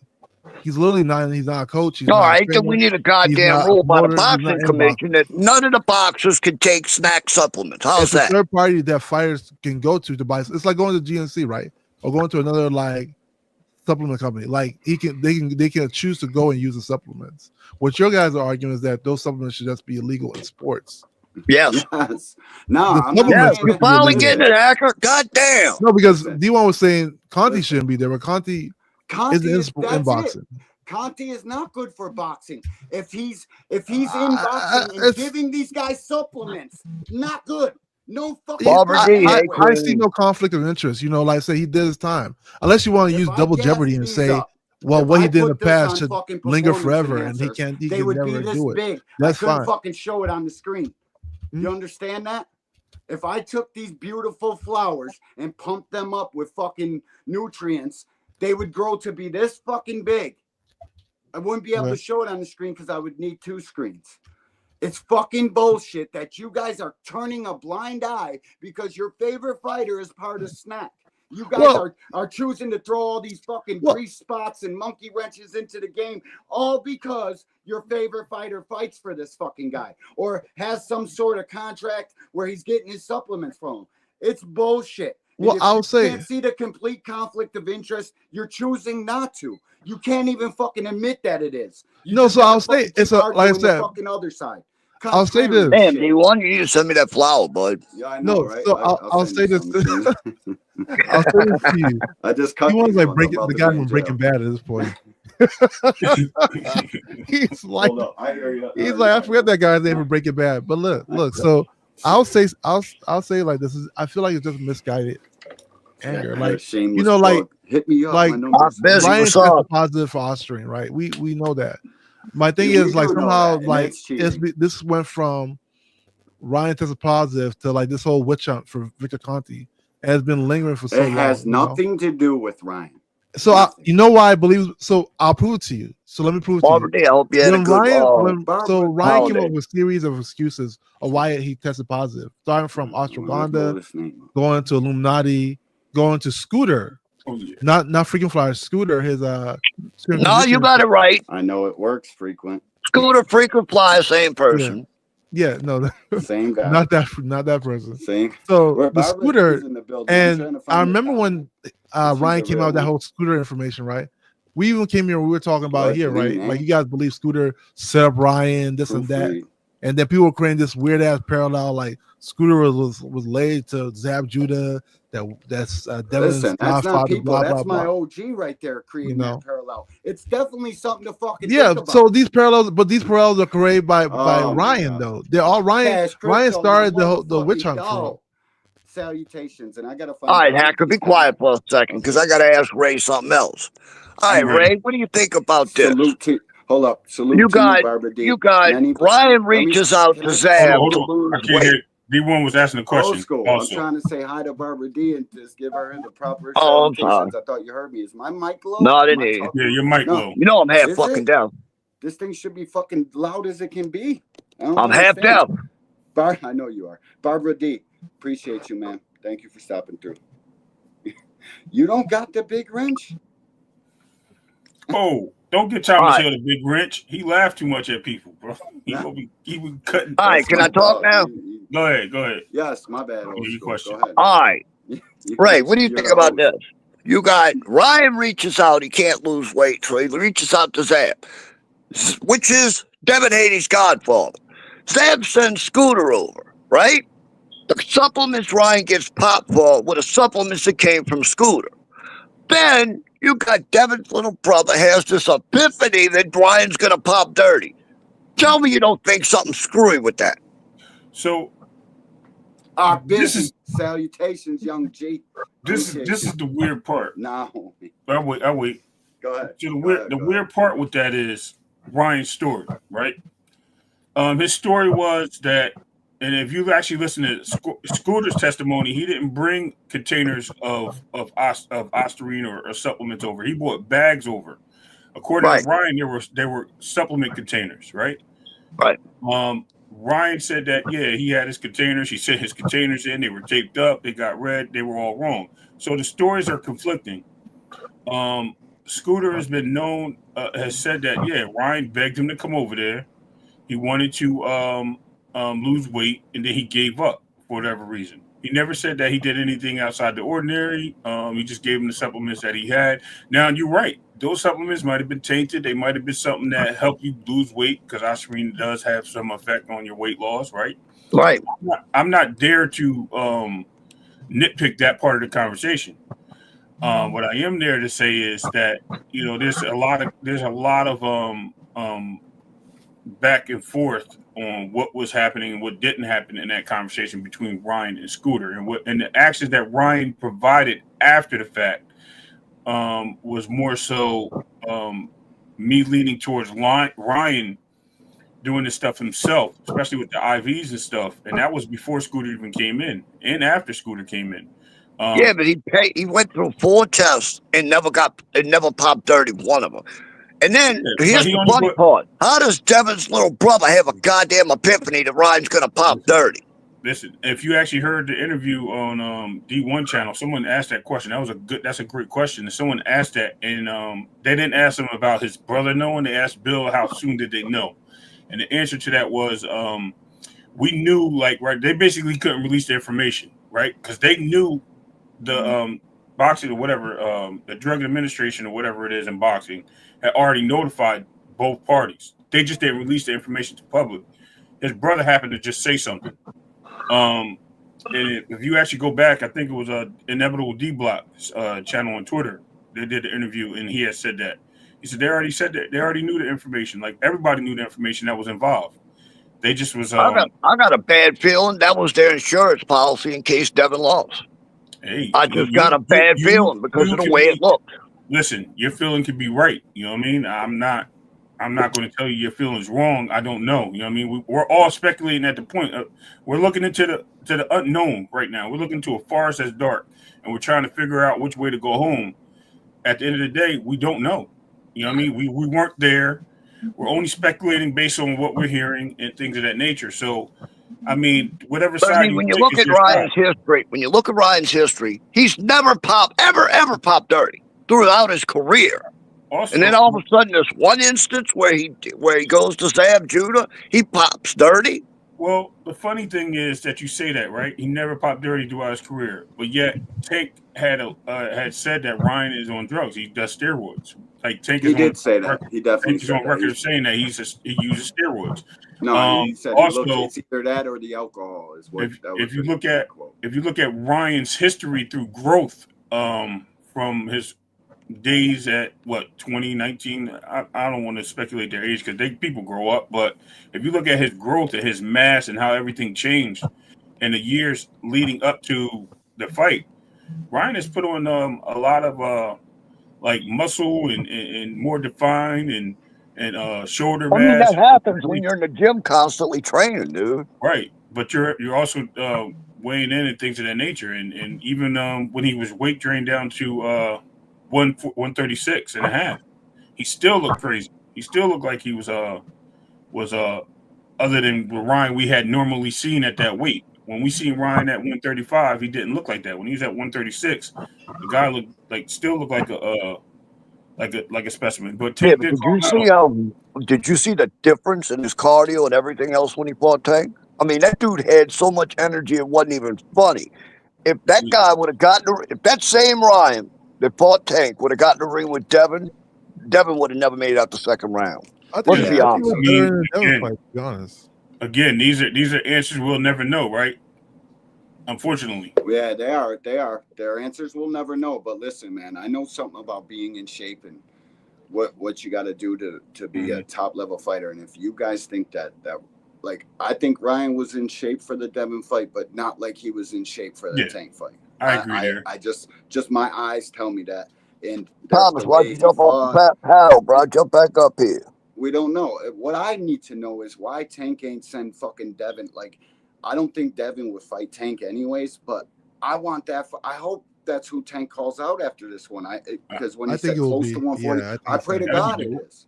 Yeah, I want Tank to fight these guys yesterday. I guess I'm a different type of Tank fan. All my Tank fans that are in here, they all wanted that fight too, but we all become fucking products of the argument, and we're all talking shit. But I want Devin, Shakur, then Keyshawn. I don't even care if Keyshawn's on there, but everybody wants to see the fight. So if that's the fight that's next, I ain't mad at him unifying with that. I need him. But would you be all right with Devin and Tank at 140? And you need to call Ryan's. Devin's little brother. Fight. It's wherever Tank wants that. I don't give a fuck about making Devin comfortable or none of that shit. I don't listen. If we get the fight, we get the fight. These guys are the ones that do all this online and then talking that send me a contract shit. That's where the whole fucking send a contract argument started. Whether we use it for Keyshawn or this guy or that guy. Now, Bill Haney started all that shit. He started to send a contract. Nobody in this game is never gonna send a contract. That's not how this works. I don't know if that's Bill Haney. I think it was Bill Haney. So that's Bill Haney and his channels pushing that argument out here. Nobody's ever just gonna type up a contract and press send on an email. Nobody's gonna do that. It's never gonna happen. Can I put some answers to that? So if we actually go back a little bit further than that, right? Bill did say that. You're right. He did say that. But I think it started with Coach Calvin telling Devin's team to send a contract. And they said it for quite some time. They were like a whole year on send a contract. Just send over the contract. Yeah, we'll make the fight. And I remember them saying that on multiple platforms. It got to the point where they sent some type of offer. And that's when you had your boy Leonard Liability liability. Yo, when he was like, no, you can't send Tank a contract, blah, blah, blah, blah, blah. And then it went from there to Bill now shouting out, send us the contract then. If you wanted to, we want to fight, send us the contract. So I think Bill was louder when he said it. But I did think it came from Calvin first, which is pretty funny, but no, I get it. So what happened when Steven Espinoza tried to talk to Bill and Bill turned around and said, no, we're going in a different direction? Because I thought they were already involved in the fight at that point. Like, it was different when they were both available to fight. You know what I mean? No, because he went right into the freaking Regis fight. Yeah, I think that fight was pretty much that fight was already done. That was already a done deal. See, we look at what we get breaking news on. These guys talk months and months on negotiations and things of that nature, right? So we can sit there and say, okay, this like the whole Shakur thing and the T.O. coming back from retirement thing was in arms. Oscar De La Hoya had talks with Eddie Hearn on making that fight with what's the name for the Michael Gall to grab the link. Hello? Mike G. Yeah, go ahead. Mike G's right though. It didn't start with that. It started with Devin first on the one key joint. He said send the contract. Like, guys, listen, you gotta come to terms first. Teams are gonna talk. They're gonna fucking say, my guy wants this, he wants that. Agreed. All right, are we close to a deal? Okay, fine.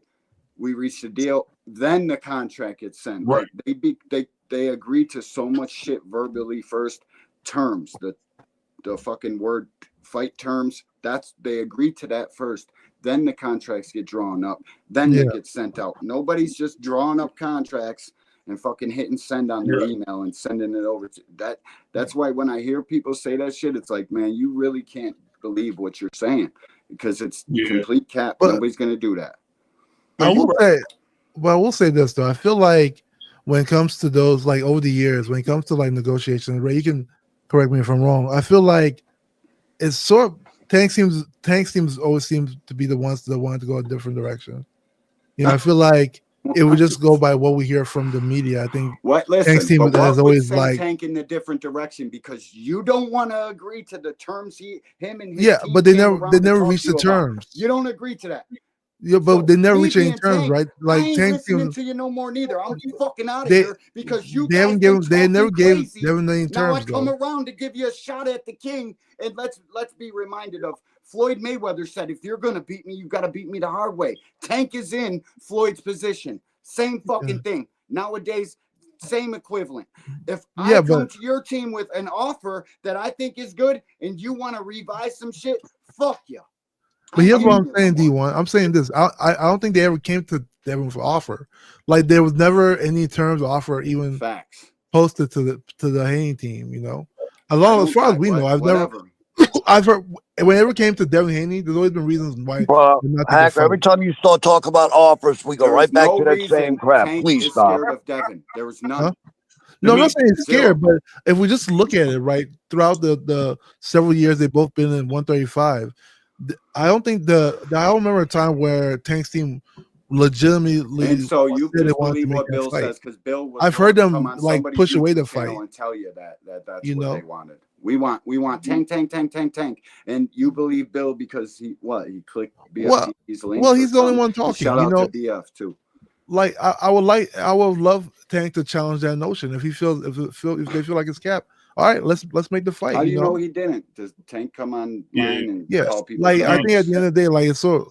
That's why you see when people talk about like the criticism Tank gets, like even with the Lomachenkos and the Scores and the Devins and the TOs, when it comes to that Tank criticism, those call outs that never happen are the reason why, because for years, I don't remember. The only person I remember their team actively call out was you Ryan want to buy Garcia. one of these? Hit Miss Shara's link. She'll be sharing in the comments in the chat.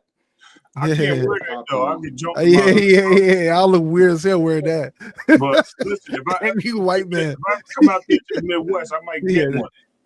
That like what you on, bro? I gotta ask you what you on. There's a lot of moving parts on this chessboard. I'm not going to sit there and go to I agree with everything Hacker's saying. There's definitely a lot of moving pieces. It's both parties. Give me I one think second, that William. I don't think Tanks ever did not want to fight. I just think that it was the way that his team had him set up and where they wanted to go. In some way, some ways, not all the way. Then I also think that they should have pulled like D1 said, they should have pulled that card. They should just threw something out there, threw an offer out there, and made it stick. You know what I mean? Instead of just asking if verbally, hey, you want to fight, da da da da, blah blah, and then the conversation goes like William just said. You know what I mean? Hey, they countered the offer with this and that. But just speak on the counters. I mean, that's what they do. That's why they're negotiations. They come to an agreement to what happens on the side, and the A side has to agree or disagree if they're going to allow it. So there's always going to be counters in every fight. Also, you got to remember that this guy was the undisputed champion of the division, so he has to have some say in what goes on in the fights. You have to give that guy some understanding. But if it's all going to be one way, then that's different. But it definitely should be A-side privileges, but it should be some equal footings at the end of the day. So I agree with everybody on the panel on that. Well, I think we changed everything because if you remember, Bill said before they left for 140, he said we're going to stay at 135 to the end of the year to make the Tank fight and the Shakur fight. What changed everything was the fight with Loma. If they'd have went in there and stomped Loma's ass and won that fight easily, we'd have got the Tank fight. We'd also got the Shakur fight. But the fact that he went life and death with Loma, right after that, they changed their freaking mind and they went to 140. Why do you believe that? What do I believe? What?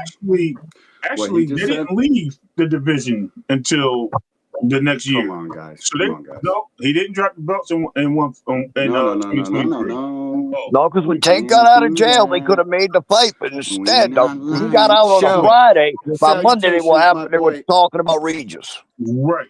So appreciate you, J.A. Dixon, motherfucking big dog. Appreciate you. Thank you for your service, bro. You already know. It's funny how motherfuckers understand that when Haney is busy, he can't take certain fights until Tank's name is mentioned. Then all the common sense stuff goes out the window. And I added the window. That's not necessarily true. No, it is true. 100% factual information. Yeah, I'm a grunt, bro. I don't call you mother effers and stuff like that, homie. Chill out. Yeah. Don't play with me, bro. I mean, to be fair, like I always say, like Tank has never been there. I'm reading his suit. He said, "Mother effers," like, you know what I mean? Like, I don't play that semantic. You know how I am, P1. I'm just gonna. I respect everybody, and I try to get everybody. Who said motherfuckers? I said read his comment. Oh no, it was in the chat. That's why. Yeah, it was in his comment. In the chat. Yeah, I get you. But listen, bro, if I say anything like that, like, bro, I'm just it's love, bro. I ain't never nothing but that. Just know that. I know. Yeah. I hear you know reading where shit gets lost in text, but you just know how he said that word, man. Like you ain't got because they type with Hacker, you get lost all the time. Just listening to him. I don't let things like that stress me, man. Yeah, he live under the bridge. You know who live under bridges, right? But look, like I hear you, dog. I hear you, bro. Just messing with you. I mean, building bridges is for real. That's all I'm doing out here. I'll just say that to that comment. I'm like, I mean, they've been that division for years, guys. It's not just this year or last year. For years, they haven't been in division since he was 17. Tank's been in division since like 5 years, at least 5 to 6 years now. As well as I do. When two guys of Tank and Devin's stature are going to fight, right? Listen, just let me finish my thought. I don't want to flip out, none of that. But listen. When two guys of their stature are going to fight, there's people that are above those two guys, and I don't say Devin don't want to fight. I don't say Tank don't want, none of that. When two guys of their stature want to make a fight, there's certain things that have to be met. And Devin's overinflated salary, Tank's overinflated salary. They gotta come to a fucking agreement. And when the people that are making the fights, that are actually writing the checks for these fights, Devin wants this much, Tank wants that much. The fight ain't fucking big enough. And back when Devin was before he was fucking undisputed, how much money do you think they were willing to pay Devin Haney? Like, that's why the fight didn't get made, because guys want too much money to fucking fight. They got to let it build up. They got to put certain headlines out here for us to fucking run with and start promoting that fight. Them fights will be made when they're ready. Just because Devin's out here talking about, I want to fight, don't mean that anything. It's just fucking words, bro. The problem is most of these fighters that come from top rank and places like that are used to getting their money up front. They're not used to taking the back end money. And with Tank, you're going to get a little up front, and you're gonna thrive off the back end money. And these guys don't understand it. That's why Ryan did so good. He didn't get a big upfront chunk. He got a small upfront chunk, and he made buku off the back end. Yeah, but here's the thing you guys are missing though. Like what? Numbers, there was no numbers exchanged, right? Like, so people always say this person's pricing himself out. You can't say somebody's pricing himself out. So how much you think that no numbers are even exchanged? He wants the same thing Ryan got, right? That's what he said. Yeah, that makes think sense. Devin Haney is worth the same thing Ryan got? He should be worth more. Get the fuck out of here. I'll prove it. Okay, D1, let me prove it to you. Let me prove it to you. Oh, God. No, I'll just prove it. Let me just prove it right now. Let's hear this stupidity, D1. Let him talk. I want to hear this dumb shit he's about to come out with. So when you talk about the deal that Ryan got, remember, Ryan got that deal prior to the Tank fight. So that means prior to the success of Tank versus Ryan, which was a $1.3 million success. When you look at prior to that's the situation, Ryan's never been on pay-per-view.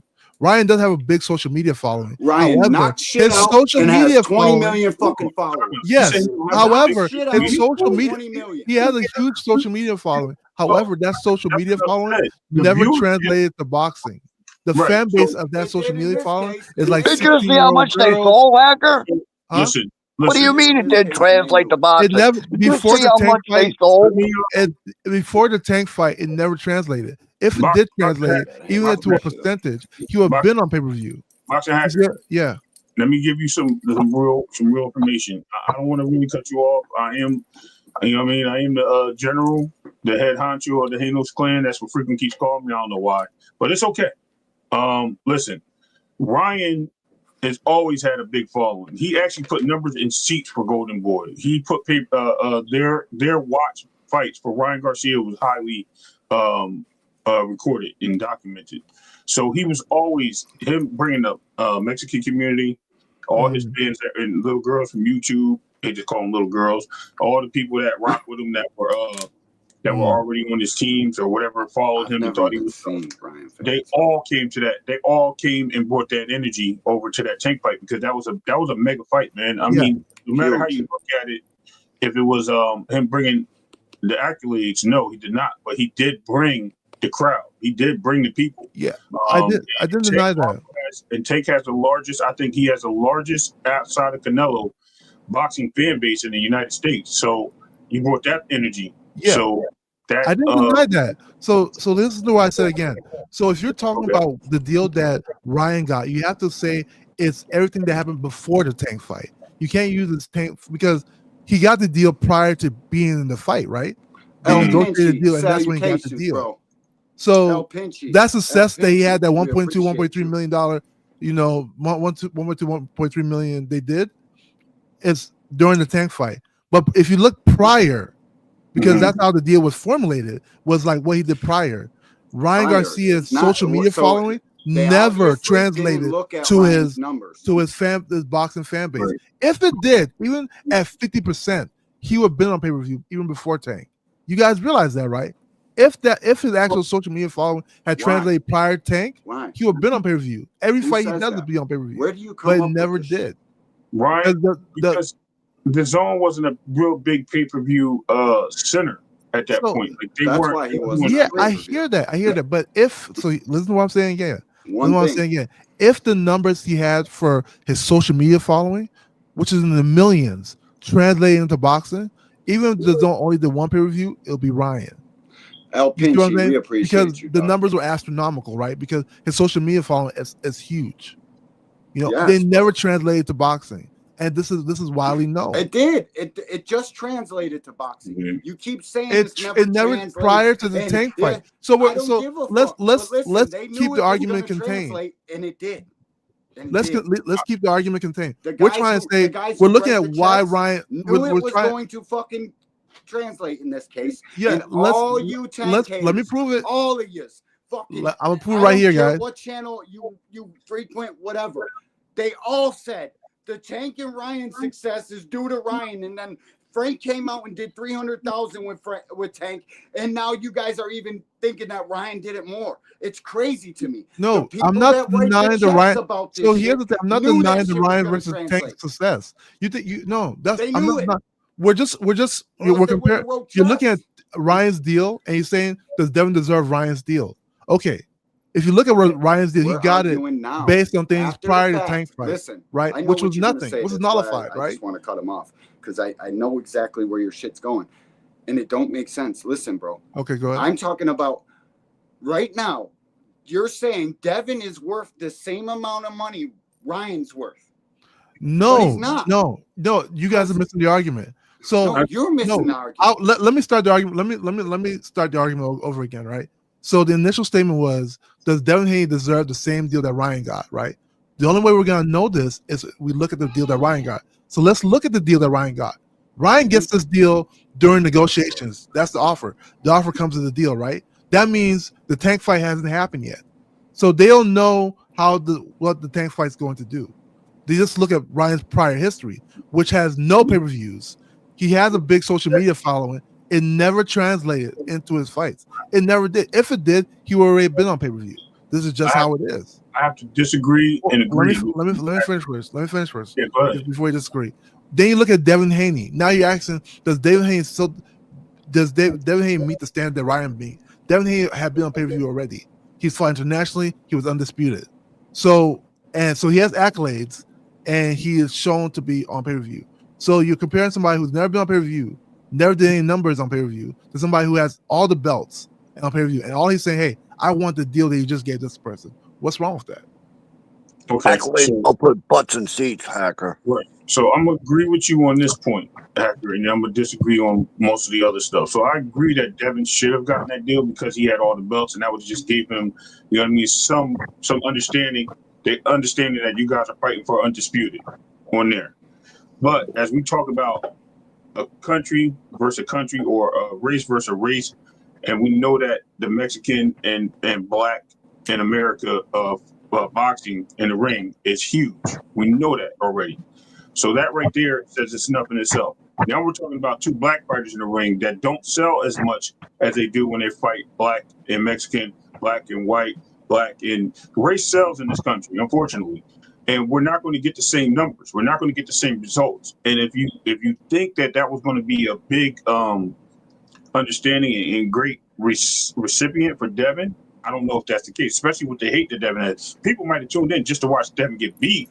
Listen, guys. You know what I mean? That might have been a big push of numbers, but I don't think a lot of that pans out for Devin. Even if he got the same amount, I don't think they've sold the same amount of pay-per-views. Absolutely not. Ryan fought Blackfire prior to Tank. Listen You know to that, right? me. Listen to So me. it's not it wouldn't be the first Blackfire. It doesn't matter, bro. These guys know the real numbers. Devin Haney's worth probably around half of what Ryan got. And let me tell you why. Because all of Devin Haney's fan base, Tank has them as fans too, whether you're a hater or a fucking fan. Plus whatever Tank's got. Let's just get that straight right off the fucking rip. Devin Haney is a known pay-per-view seller. That's all fine and well. But he's not going to get no 50-50, 60-40, whatever it is on the pay-per-view split. They know the fucking numbers. They know who draws in and what crowd. It was like 70-30. It's a way fucking smaller fight than you think. I fucking promise you that. Ryan got the fucking Mexicans and that entire fan base who is known to support boxing. We just talk shit. So where were they? Let me finish fucking talk. Okay, go ahead. I just let you both. You're right. Go ahead. Yeah, I know I'm right, motherfucker. I know that. All right, go ahead, brother. There ain't no debating that. Yeah, go ahead. You got it. Listen, now you threw me way off point. You do this shit on purpose. The Mexicans who are known fucking ticket buyers and pay-per-view buyers. Let's target the Latinas like fucking Bob Arum wants to say. All right? They came in to buy the fucking fight. They knew that fan base was part of it. That's why Ryan got what he got and why Devin won't get even close. We just fucking pull up on the internet to talk shit about it. Most of the people in the fucking chat that are chatting away about it, they ain't bought a pay-per-view in fucking ever. I'm guaranteeing that. They ain't like us. We're just up here talking. The actual ticket buyers and pay-per-view buyers, they're Mexican.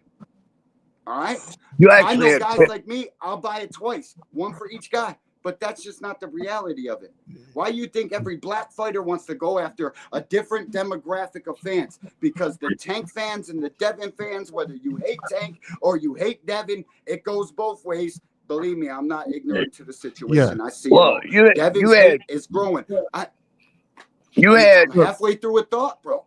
Like, go ahead. I don't understand you guys. It's crazy to me.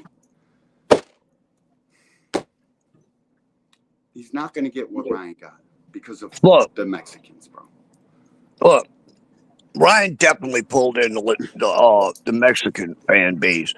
Before the fight happened, I watched Pitbull Cruz supporters in the chats talking about, Ryan's gonna get revenge for Pitbull.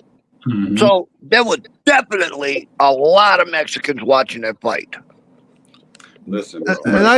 So here's the thing. I agree with you guys. There's a possibility they were going to drag him. That's all, guys.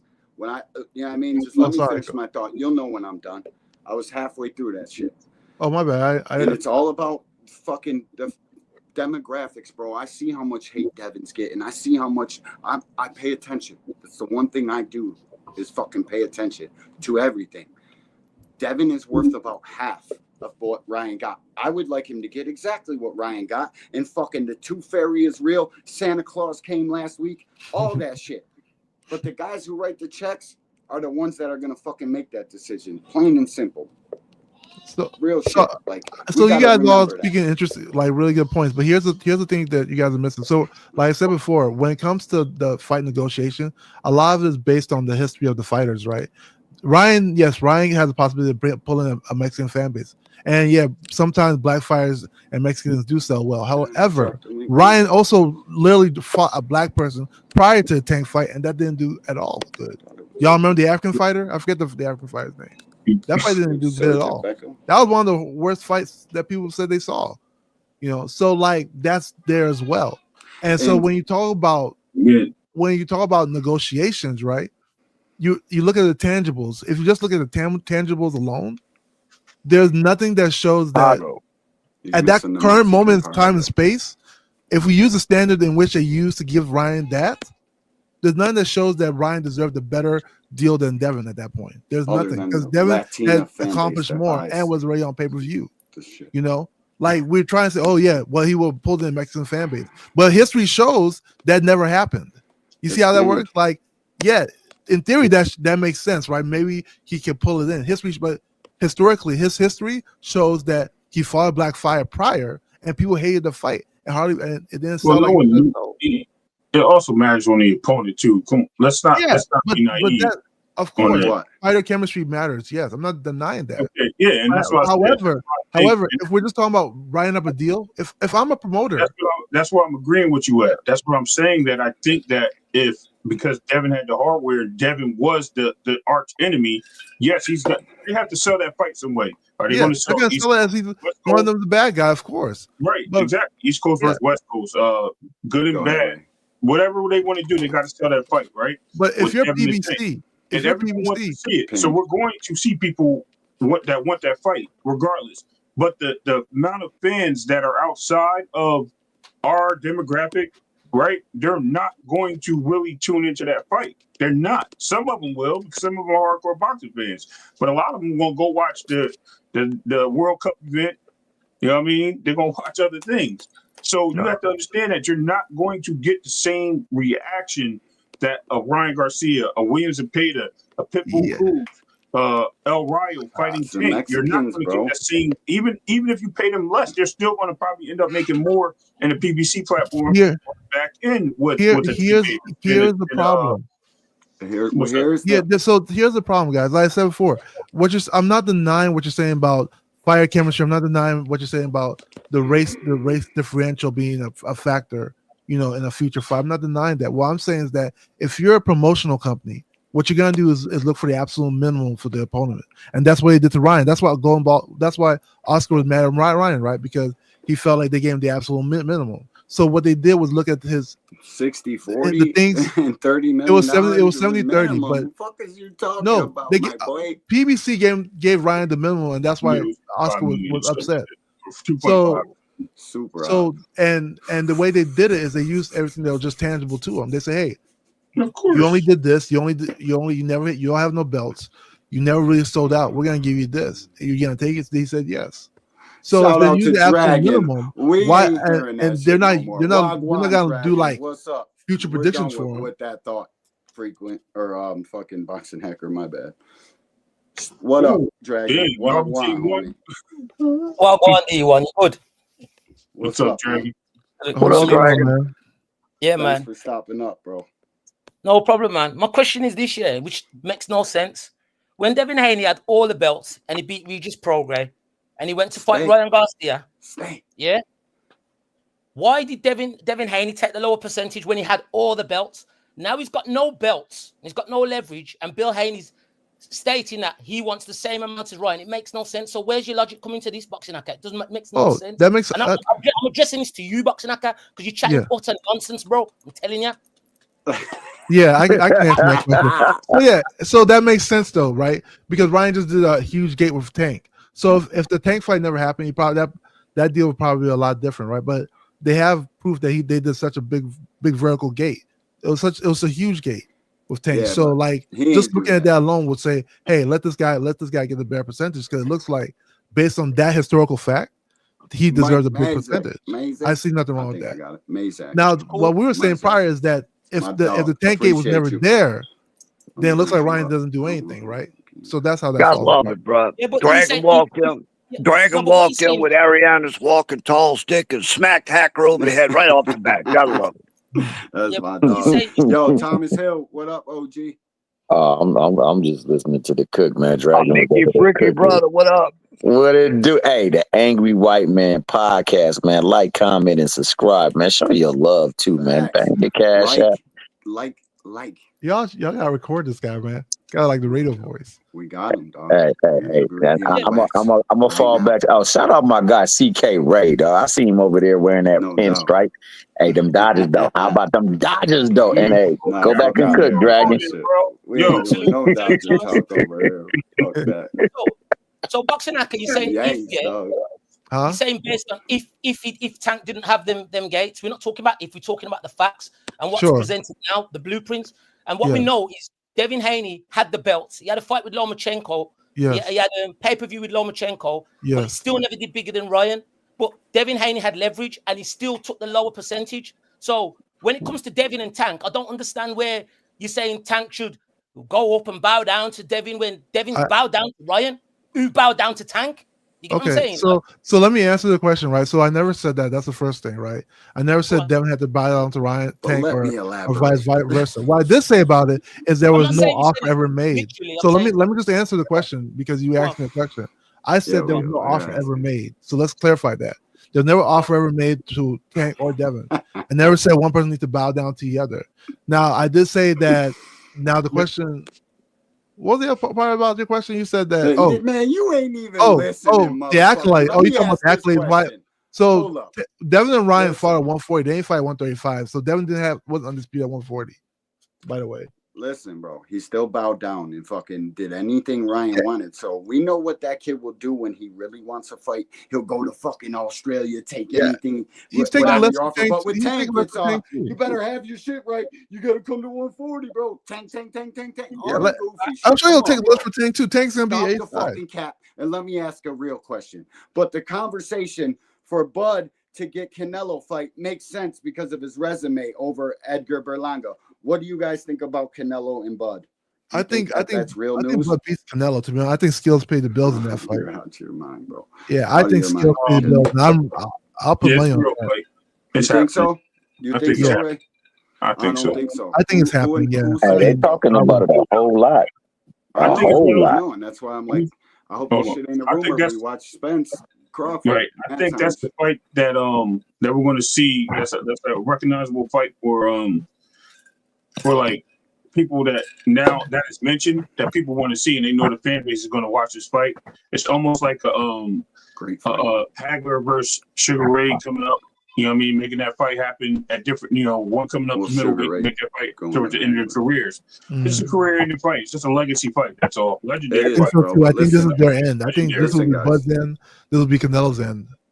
Yeah. Unless Canelo wants to fight Do you think Benavidez. so? Listen, Yeah. this is why I think it's capped. Every time I logically think about what Canelo has to gain in this fight and how much he'll get from taking a fight he can possibly lose. Like, I know that there's weight classes for a reason, and I think Canelo. I like Bud. Bud is a spectacular fighter, counter puncher, fucking highest ring IQ you can ever think about. But those body shots from Canelo are hurting him. But listen, there's nothing for Canelo to gain in taking a Bud Crawford fight unless Turkey got $100 million for him. I don't buy it. Turkey's gonna pay that brother some money. I man. can't because of the fucking. It's a lose-lose for Canelo. What does he have to gain from fighting fucking Terrence Crawford at this point of his career? I mean, I feel When like he they're can just defend his belts. There's It's a no big gain. money fight. It's a big money fight for both of them. I think they're sort Who's of offering the similar. money?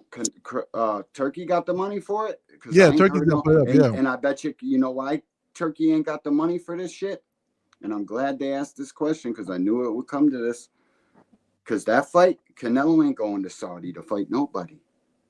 I don't know. Canelo's The only one that gains in this fight is Bud. Let's Canelo face just signed a it. 3-fight Canelo, if he deal. You loses, know that, he loses to a little guy, and his legacy is shot. If Canelo wins, he I don't know gains about nothing that. because he beat up a little guy. Yeah, This is I going to don't know play about out that. just And like Terrence Jamel Crawford and, is a and, real and fucking Canelo threat. did. Exactly. feel like Hold on. Let me. Can I tap in, gentlemen? Go ahead, brother. So I was thinking the same thing. Like this is a lose for Canelo. But then I actually thought about it, and like I said, with the accolades of Crawford and him being a two-time disputed, him being a champion that people believe that. I mean, he should be fighting at 154, but they believe that he can fight anybody, or there's really not really much competition. They need to rematch Spence, like that's his arch enemy. Canelo's a good fit, and the reason why I say that is, and I think Canelo also recognized that it's a good fit because Canelo, win or lose, even if he does lose, he's still going to be. It's not going to damage his record. It's not going to take anything away from Canelo because Canelo's already set in stone. His career is already gold. This is just a Hall of Fame fight to me. This is, like I said, this is legendary. This is just people just wanting to see a fantasy fight and it coming to life without it being one of those exhibitions. So I mean, the money's going to be there. If they put the money up, I'm not saying who. If this fight happens, Turkey gets one more credited to the fights we wanted to see that he has put on. Right now, he sits at. But y'all saw he signed a 3-fight deal, right, with Turkey. Who did? All right, let me mark it. Well, Canelo did. Canelo signed a 3-fight deal with Turkey. Yeah, Where? for a lot of money. I forgot how much money he won. Where? Who said that? Michael Benson? Michael Benson, yeah. You can look on When? the page. How long ago? It was today. Today? Yeah, so look on the Michael page. Benson on Michael Benson Twitter page. Yeah, That's a fucking spoof page. Oh, there's a That's fake page. Let me. I check with Yeah, check my mark. boy. There ain't no Yeah, fucking Turkey coming bought out that, Michael dog. Benson. Turkey If bought they come that. from the Ring If you going to get, But oh my bad, my bad. I was Bud. not talking about Turkey too. I'm glad you Stop said paying that. attention to that account, hacker. Yeah, It's a that Benson spoof account page. is fake. Yeah, you've been getting your news from there, Fuck dog. out of Thanks here, for that. fake Michael Benson. You see the bullshit you be causing? You goofy Yo. little bitch. All But, for clicks and attention.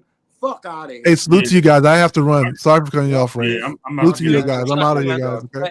Oh, you're over here. Appreciate you. Salute to everybody. On the Peace, panel. Hacker. Man, be good, be safe. Shout out, Hacker. Happy New Yeah, Year, shout bro. out my guy Hacker, dog. I tried to bring you back, but the He a comment was soldier, gone. bro. But He a soldier. yeah, Come no, up I and was get whipped every time. I was just trying to say land this plane real quick. So even though it'll be the Bud and Canelo, the money's going to generate from the fan base wanting to see that fight. That's almost like a Tank and Ryan situation. You got a champion fighting, moving up in weight. It's going to be big. Now, it doesn't matter who runs this fight, whether it's Turkey, PBC. That fight's going to make money. I don't know the numbers it's going to make. Obviously, I can't predict, but it's going to be a lot of people tuning into that fight, whether they stream it or whatever. And that's why it ain't going to be over there. Yeah, whatever it is, man. I don't think he'll be there. I think he'll be in Mexico City. I think he'll move to Mexico City, or he'll do it somewhere in the Bud ain't Southwest. going to Mexico City, bro. Like, there's some things Bud's gonna stand on some shit. We already learned that with the Errol Spence fight. He ain't gonna just take anything, dog. Canelo's the face, man. So he's gonna get what he wants. Bro, Errol Spence might as well be the face of fucking God to Terrence Crawford when it comes to signing. He should have been, right? Contracts. Yeah, but he wanted that fight. Folded and gave all the B-side beta males all this fucking ammunition for my guy deserves this and there's fuck out here. That's Earl's fault for winning that fight too. He should just moved up and let it go. That's my opinion. But it is what it is. Mine too. Mine too, Ray. That's what I'm talking about. Should have left up and fucked that kid. Once it became a problem, you should just let it. But he wanted it that bad, right? He wanted it that bad. So sometimes you get what you pay for it. All right, gentlemen, I'm gonna head out. Happy New Year. I'm gonna be in the chat. Appreciate you guys. Thomas Hills, Dragons. Happy New Year, fam. William Old School. Listen, I actually thought y'all should do a new logo, and y'all should have like a buffalo in the bayou. Yo. You think about that? Buffalo and a gator? Eating a buffalo?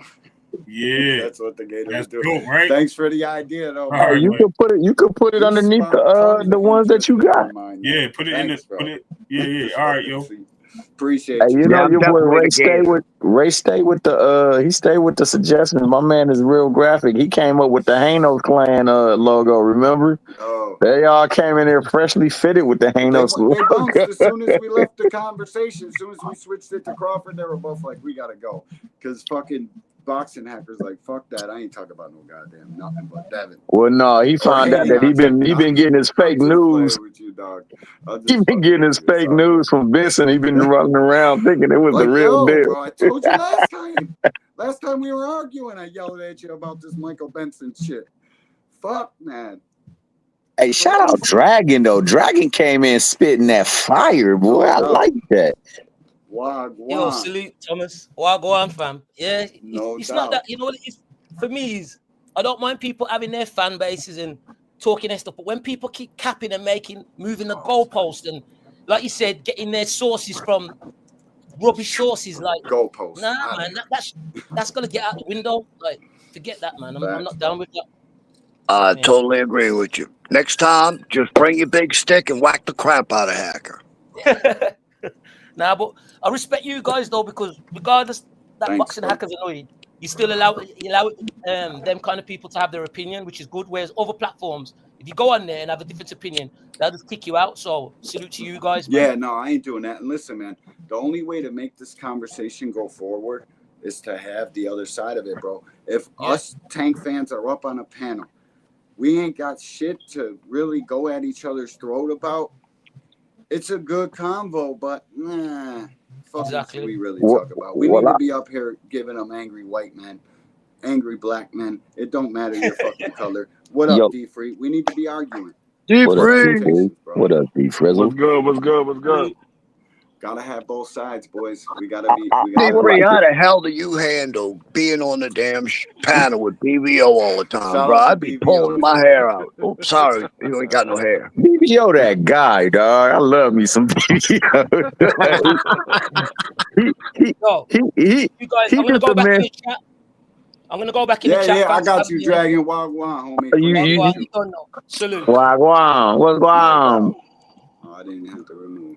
What up, D? But I was gonna say before D kick in, bro. I mean, I think even amongst the tank talk, man. I think there's a lot of disparity in opinions as well, too, man. Because for me, man, I know Tank say he comfortable at 35, but I really can see him going to 47 and still putting it down on folks. Now I know that's just my belief, and I'm not him, but I think that especially with 140 is some fights there to be made, and I believe he handles everyone there at 140. Yeah, I think if it's my honest opinion. Yeah, but if he says he lost speed and he didn't feel comfortable at 140 because of that, then I understand it, bro. I mean, he's already moved up, 2 weight divisions, 3 weight divisions? Come on. Yeah. I'm just showing you how we could still be on the panel, because I would argue tooth and nail he need to take his ass to 40 and handle business.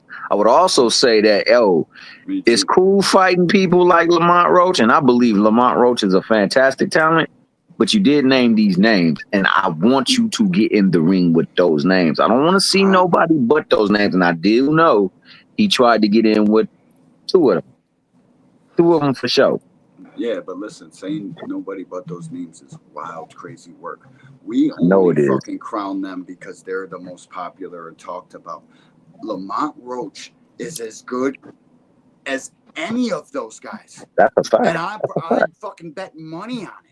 Like, I don't know where the fuck we've gone as a boxing fan to say this guy can only fight two guys, but those 2 or 3 guys can fight anybody they fucking want, get all the credit in the world. But this guy, if he don't fight one of them 2 or 3, it's fucking garbage fight. Lamont Roach, who the fuck is he? Lamont Roach is probably the best 130-pound fighter on planet Earth that walks God's green fucking earth. And to say that that's a shitty fight, especially after a second or third option, or shit, some people claiming 4. I just don't know where the fuck we're gonna be in 10 years if that's what we think shitty fights are nowadays, because there ain't no point. No, I don't believe it to be a crappy fight. I definitely don't believe that. I respect the hell out of Lamont Roach. I know you're saying like the overall crowd, the reception of the fight, but to me, man, it's like fucking crazy to me. It is. It is. And like, what up, Young G? Appreciate you, dog. I understand before the kickoff. I understand also, like Remo said, 5'5" and him at 47, crazy. But think about it. It is. My man Barrios is at 47. Barrios handled himself pretty well at 47. Real quick, wait a minute. But every time Barrios wins, he makes Tank look that much better. Yeah, you know but the last one they say he lost in that draw, blah blah blah bullshit. Dude, Barrios to me looked like a stud in that fight, bro. I got my money on Barrios versus almost any one of the guys he fights. For sure, and I thought he won the fight, bro. I thought it wasn't even a draw. I thought he won the fight, but I mean, it was a tough fight. It was a tough fight, but he still looked good in that fight, though, bro. Like, so if he could look good in there, I think Tank could look good up in there. I'm just saying. All right, let D3 talk, bro. Yeah. I'm gonna let him talk about that.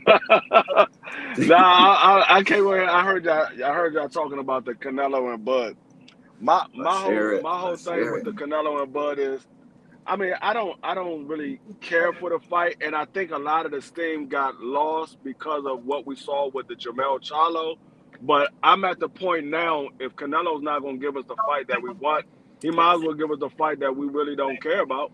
He might as well. He not give us the fight that we want anyway. So what more did Jaime McGee do or Berlanga do that deserved them to fight that Bud didn't do? I mean, I understand Bud is not at the weight class, but if Bud want to go up there and fight Canelo, so be it. Now, what I would say is I think Bud would lose because I looked at Bud in his last fight that he just had. It was the first time he fought at 47, and it looked like he struggled at times in that fight.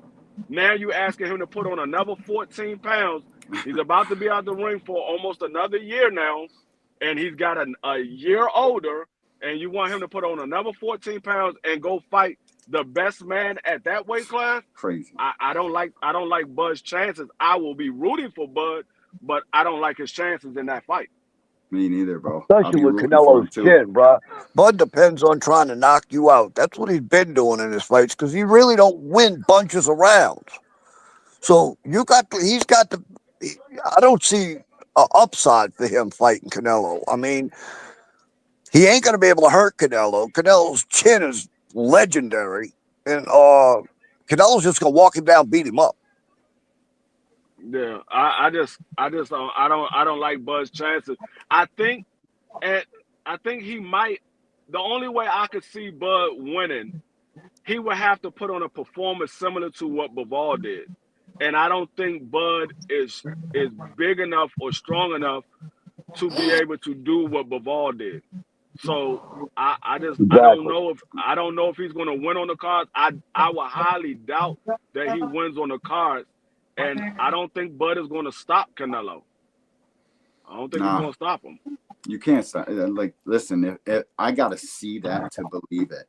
If you can punch Canelo dead in the face as hard as you can and stop him, you got to show me that, bro. It's Dude, just I good watched foods for Canelo, man. Jamel cracked the hell out of Canelo and didn't even budge him. He got good licks off on Canelo. Canelo didn't even think about it, bro. Yeah, I think that's ultimately that, and them arm shots changed his mind in that fight. After that, he said, "I don't want to engage no more." No, for real, because he was. Yeah, I know, bro. I know. We was I'm watching laughing because you're right. Ray was Davis, watching the there's fight. only Me and one Ant was 130 pounder that you can say that with too. Let me get my. I just had to say that.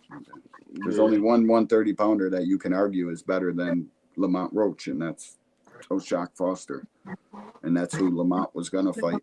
He had that on the table, or Tank. I would have took Tank too. Well, So, Lamont said prior to the Tank fight that got offered to him, he was thinking about going up to 140 and fighting one of the champions at 140. No, he That's said what after.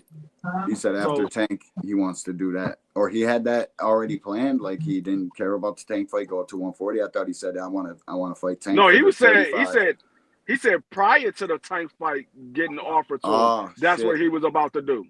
Yeah, he said he was going. One. He said shock, and then I thought he said in order, like I want to be the 130, beat Tank for his, and then after the rematch, go to 140 and challenge. Yeah, he might do it after Tank Davis, but he had already planned to go to 140 before the He's Tank a big Davis kid, fight got bro. offered to him. He's a big kid. I don't Say know say how that some one of more these dudes again make for weight. them people up in the chat, I dog. don't, bro. Like They, I look at Lamont and say, God damn, dude, that's a 130-pound fighter. That's crazy to me, bro. 130 pounds is fucking nothing. I couldn't make a fucking 160 pounds to save my life, but they got ways. They drain that water, keep a doctor on standby, and let's get it in. I don't know, man. I saw somebody said Bud Crawford would come in at 164 and he would wait for Canelo to gas before he start really doing anything. That might be a bad thing to wait for Canelo to gas, because in the process of you waiting for Canelo to gas, that means you're taking punishment. Yep. Because if you're not going to be doing too much of anything for Canelo to have to worry about anything, that means you're going to take punishment.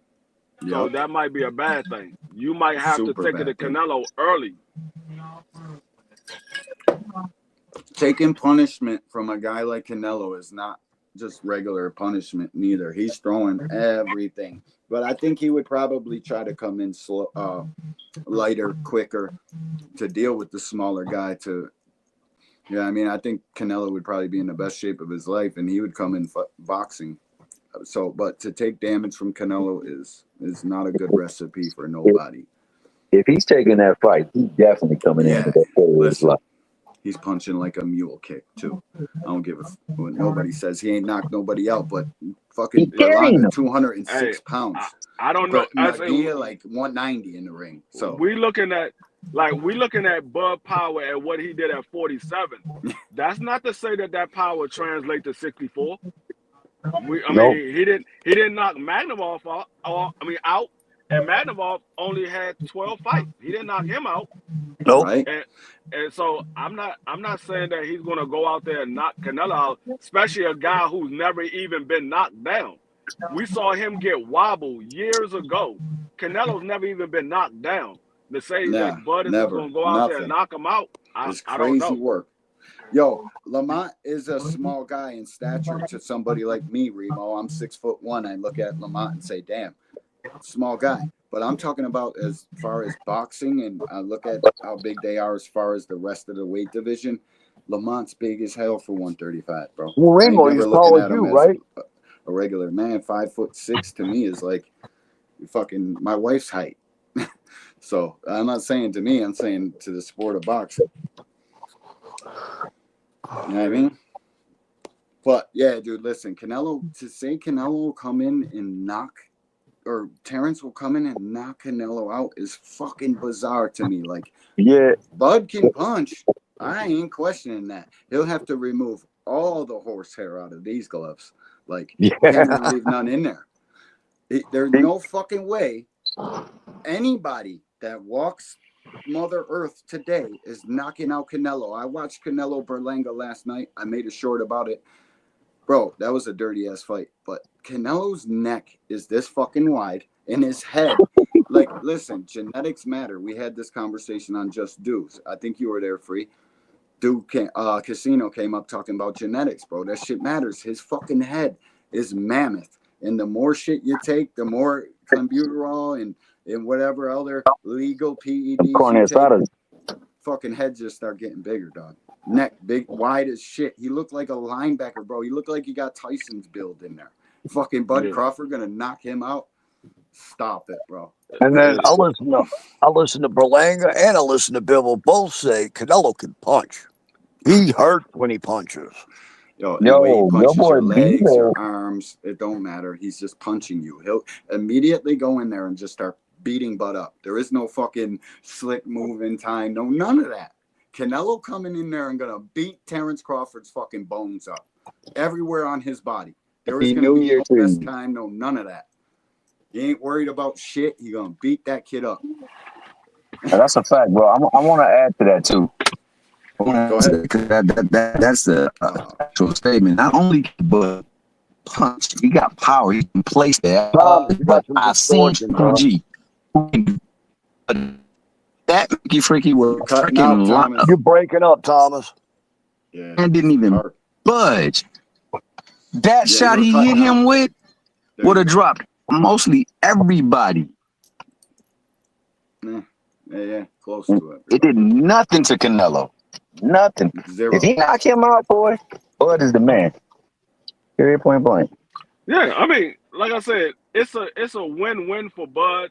It's a lose-lose for Canelo because it's going to be he's going to get the same treatment he got by beating Jermell Charlo. The only difference is I think Bud will come in there and fight Canelo more than Jermell Charlo tried. I think Bud will come in there and try to fight Canelo, but he's going to get the same treatment he got for the Jermell Charlo. Nobody talked about that fight after that fight, except for they talked about how bad Jermell Charlo did in that fight. They didn't give Canelo no praise about beating Jermell Charlo. They just talked about how bad Jermell Charlo did in that fight. Exactly.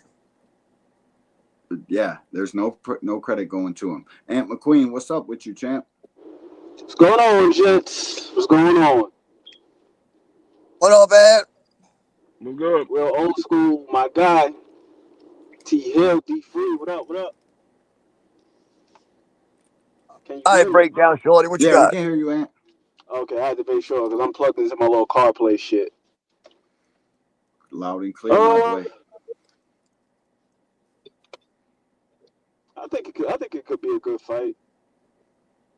Canelo's power is somewhat of a mystery to me. Like, it's weird. It's like it looks crazy, but then when you really look at everything in its full perspective, it's like. Yeah. I got a couple questions. Like, who has he knocked out that hadn't been like knocked out before? Yeah, you're right. By other people at that. And you don't think that he carried them? Nah, I don't know about him carrying him. Maybe he does. Maybe he's benevolent. He could be a noble guy. You know what I mean? He got sympathy in his heart, so he ain't want to see the young Munguia on his back. You know what I'm saying? I don't know. Like Siraj did. I'm glad you asked this question, though. Listen, bro, I was watching the Berlanga fight last night. Canelo has the smallest feet I have ever seen a man have in the ring. It looks like he's walking around on two nubs. How is his hands? Listen, your hand size definitely matters. If he's got that smaller feet, let me see the fucking hands. You got to show me how big your hands are, because if he's got big hands. Does he? I ain't never seen it. I never really paid attention, and now I'm like dying to know. And then Aunt asks, "Is his power real?" I'm sure he's packing. Not that it's not real. Not that it's not real, dude. But I'm just saying, it's like how serious is it? He's definitely beating people up. That's what I got. That's the question that I do have, because, like I said, man, everybody that he stopped, this guy's like James Kirkland, for example. That knockout was brutal, but James Kirkland also got knocked out by a dude that had like 6 knockouts under his belt, Ashita. Yeah, hit the button. Khan, people point to that, like, oh, that's how Bud gonna end up, like Amir Khan. But Amir Khan got knocked out by Breedis Prescott. at like 135. Wait, so yeah, Amir Khan been knocked out. Yeah, but several before times. him, yeah. Yeah, you're right, bro. It And then is for like, people that are proponents of Bud, they'll say that Amir Khan was giving Canelo the business too. So if Canelo can get worked by Amir Khan, I then wouldn't say Bud. that, but There's a yeah, lot of I hear people you, who say man. that though. The D1. I mean, There is. They all say that shit, and it kind of irks me. It makes me think they didn't really watch the fight. So I'm just asking, like, how real is the power really? How real is it really? I'm not saying that it ain't there. I ain't saying the man is Paulie Maldonado by no means. I do feel as though power, it should be viewed on a spectrum. It's not just either you got one punch concussive power or you just got absolutely nothing. And then you look at his overall KO ratio, it's like 64% or something like that, 63, which is not bad. That's good, but it's like it ain't like otherworldly. No, it's not. It's definitely So the not. question I have is for me, it's not what happens if Bud can't hurt Canelo. What happens if Canelo lands a damn good shot and Bud takes it well? What happens then? Because then we got to start looking at all the other areas. Do you feel like Canelo has better feet than Bud? Nah. Nah.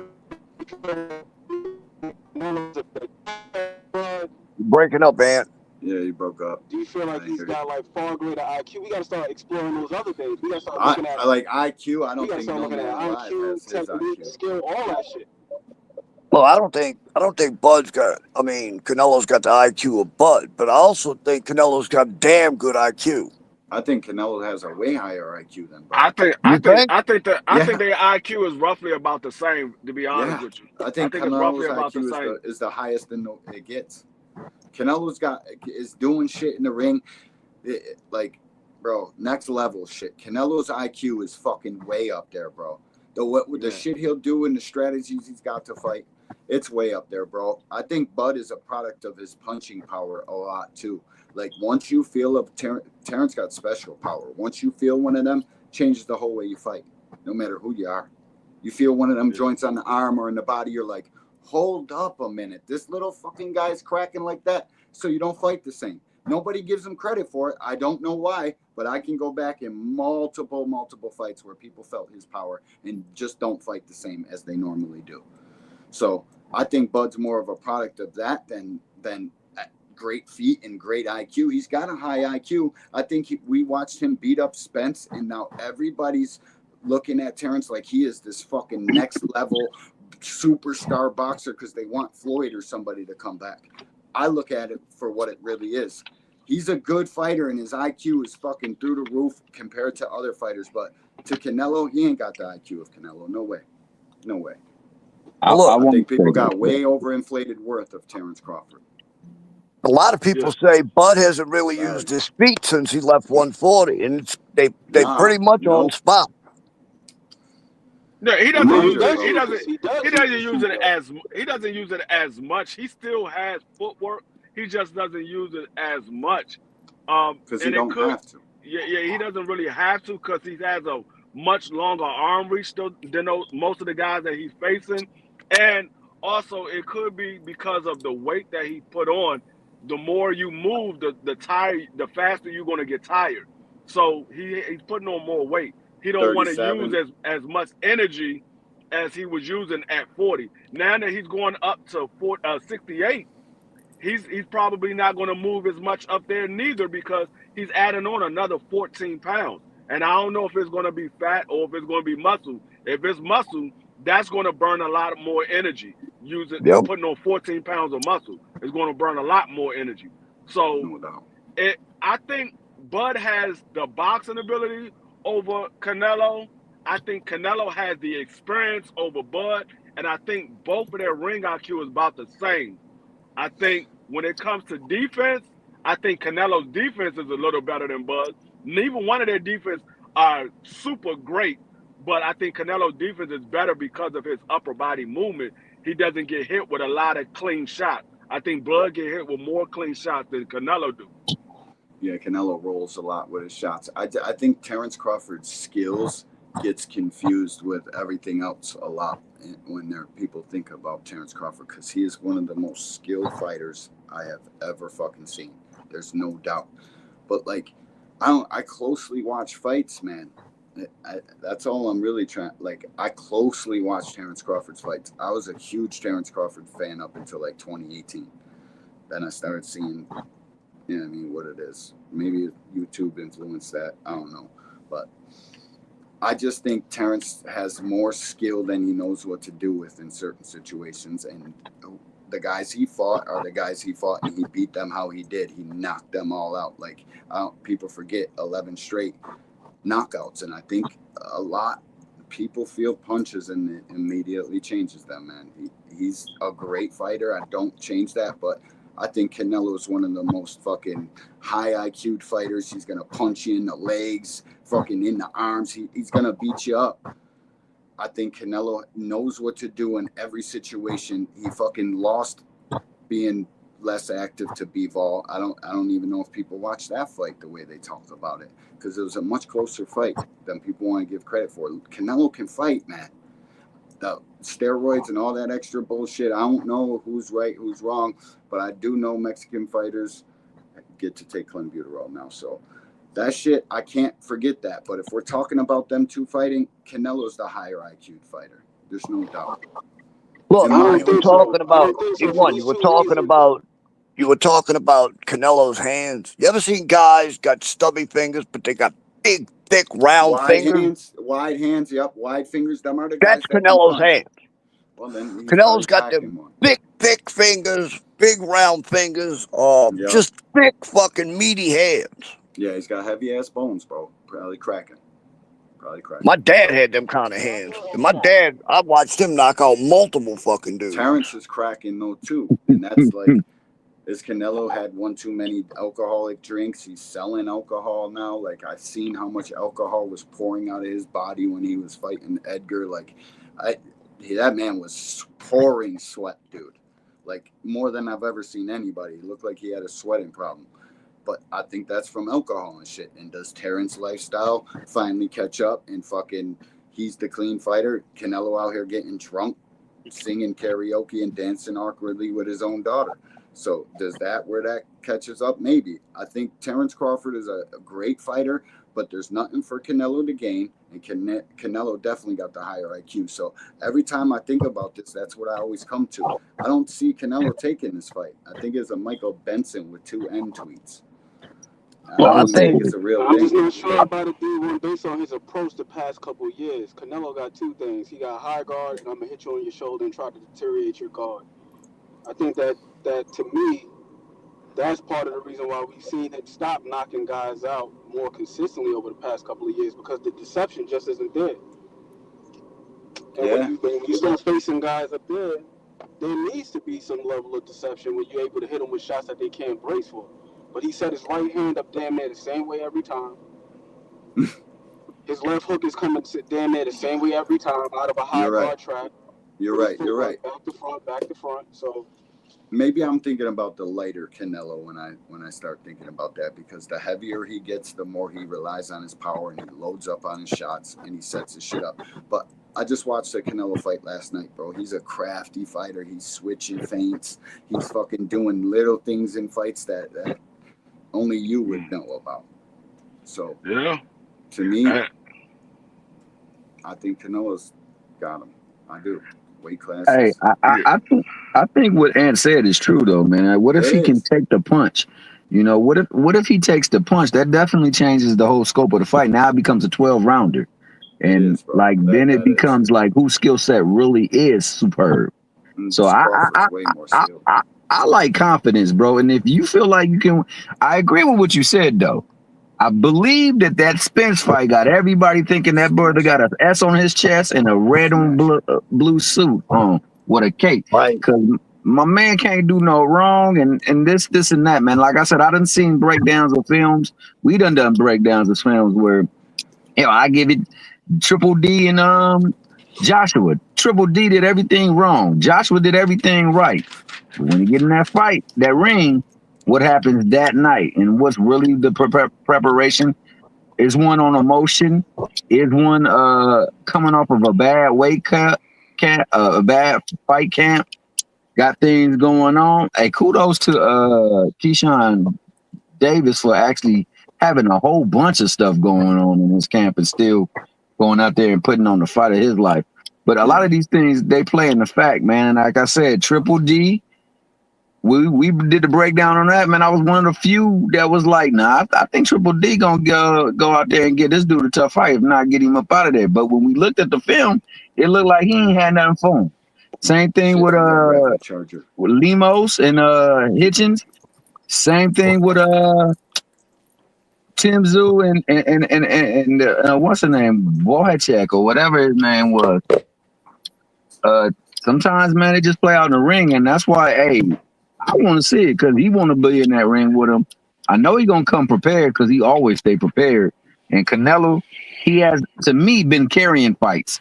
So I want to see him with a purpose because that's a brother in the ring that he can't afford to lose to. The fact that he's a brother and he shouldn't be losing to might have Canelo on point. Who knows? Yeah. I want to know how Bud reacts. I'm rooting to for Bud Canelo. too, just so the people know. Yeah, I'm rooting for Bud, but I want to know how Bud is going to react to constantly getting punched on the arm by Canelo, because we know he's going to constantly punch them on the arm. How is he going to react to that? Because after a while, that takes a toll on you. You don't want to throw punches as much because you constantly getting hit in the arm. So I want to know how he reacts to that. Now, me too. He has a longer arm reach. I mean, it's a 4-inch difference, but sometimes those arm reaches doesn't matter if you don't have anything to keep them worried about coming in. If Canelo can get past Bud's jab, and his jab is not a jab that Canelo has to worry about, that 4-inch reach advantage doesn't matter.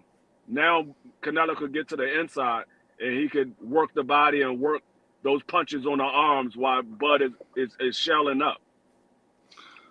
Have we ever seen Canelo be stopped by somebody's longer jab though? Like Canelo is a master at that shit. He gets hit with a lot of jabs. I'm not gonna say he don't.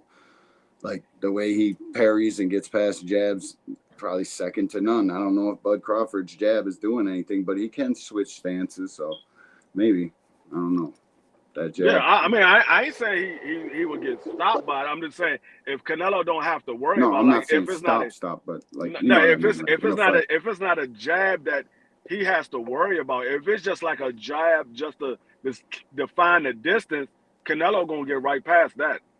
He gonna get right past that. He's gonna counter right off that jab, and that's another thing. Canelo is a hell of a counter puncher. Bud is too, but I think Canelo, with him being the bigger guy, and he's coming to try to prove a point and say, hey, y'all should have never put this little man in here with me. I mean, it could be a bad recipe. Yeah, weight classes for a reason, bro. That's I know that's the fucking case. Yeah, don't forget we got Cass coming Texas up too. 16 South. Yeah, I know. Yo, it's 1:42, man. We've been on here for 2 hours and 42 minutes. I fucking appreciate every single person that came in here. Smash the like button. Those that hit the Cash App, y'all are fucking real G's. I appreciate you more than words can say, man. I want to let you guys say peace to the people and let people know where they can find you at. Hey, you already know I'll be over there with BBO. No doubt. At 8 o'clock, BBO boxing. I'm actually about to start doing my channel again. I'm not going to be just talking about boxing though. I'll be calling football games, basketball games, and I'll be calling some of the I'll be talking some boxing as well. But it's not going to just be it's not just a boxing channel. It's a sports channel. Do me a favor. Don't talk about the Saints till next year, dude. I can't take no more.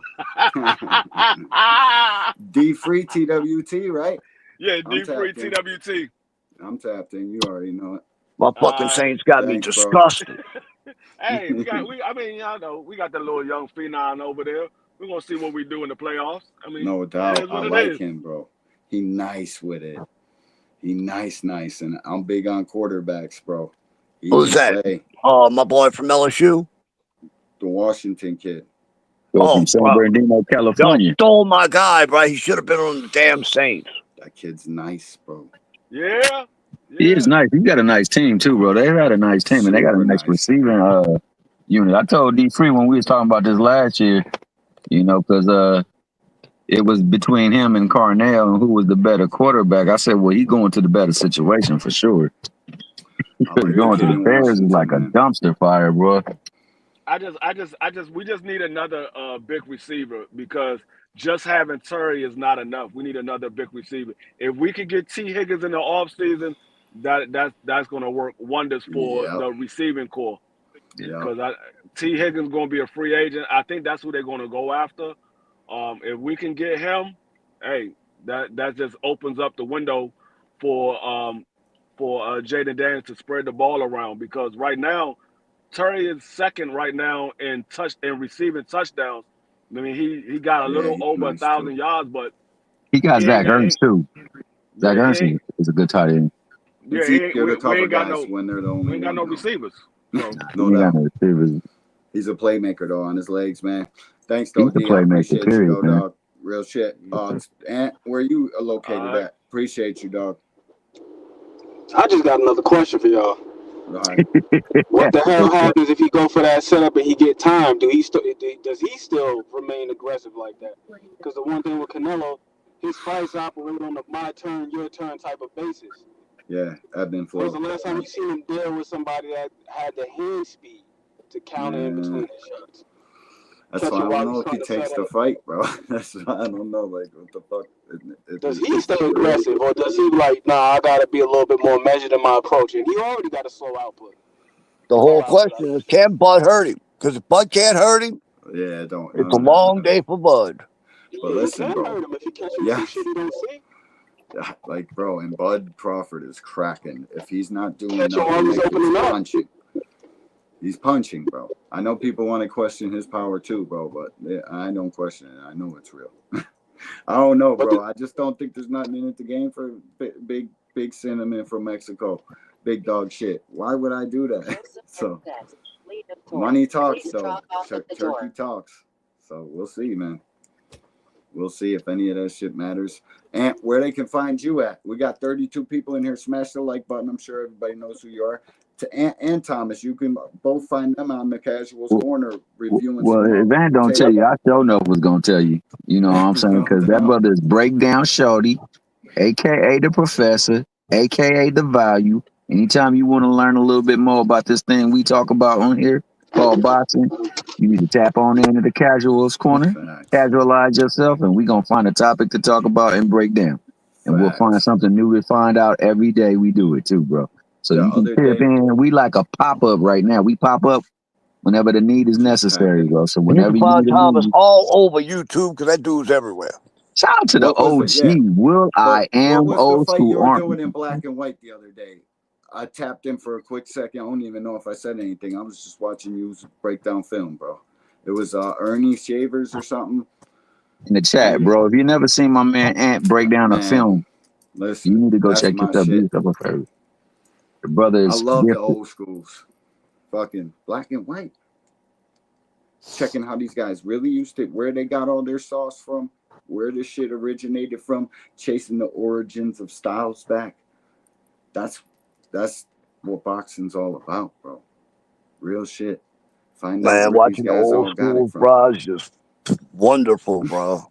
Man, cracking too. And then you get to know what boxing's all about. Where, like, they ain't never used to jab and walk around the outside of the ring and bullshit around. Like, it was because it's been a problem selling the sport of boxing since they started selling tickets. This shit don't sell. Nobody cares about pure boxing stuff. Like, people want to see a fucking fight. That's it. That's all it is. Thomas, appreciate you, dog. William Old School, fucking salutations forever, man. You already know. Appreciate you guys, man. Yes, sir.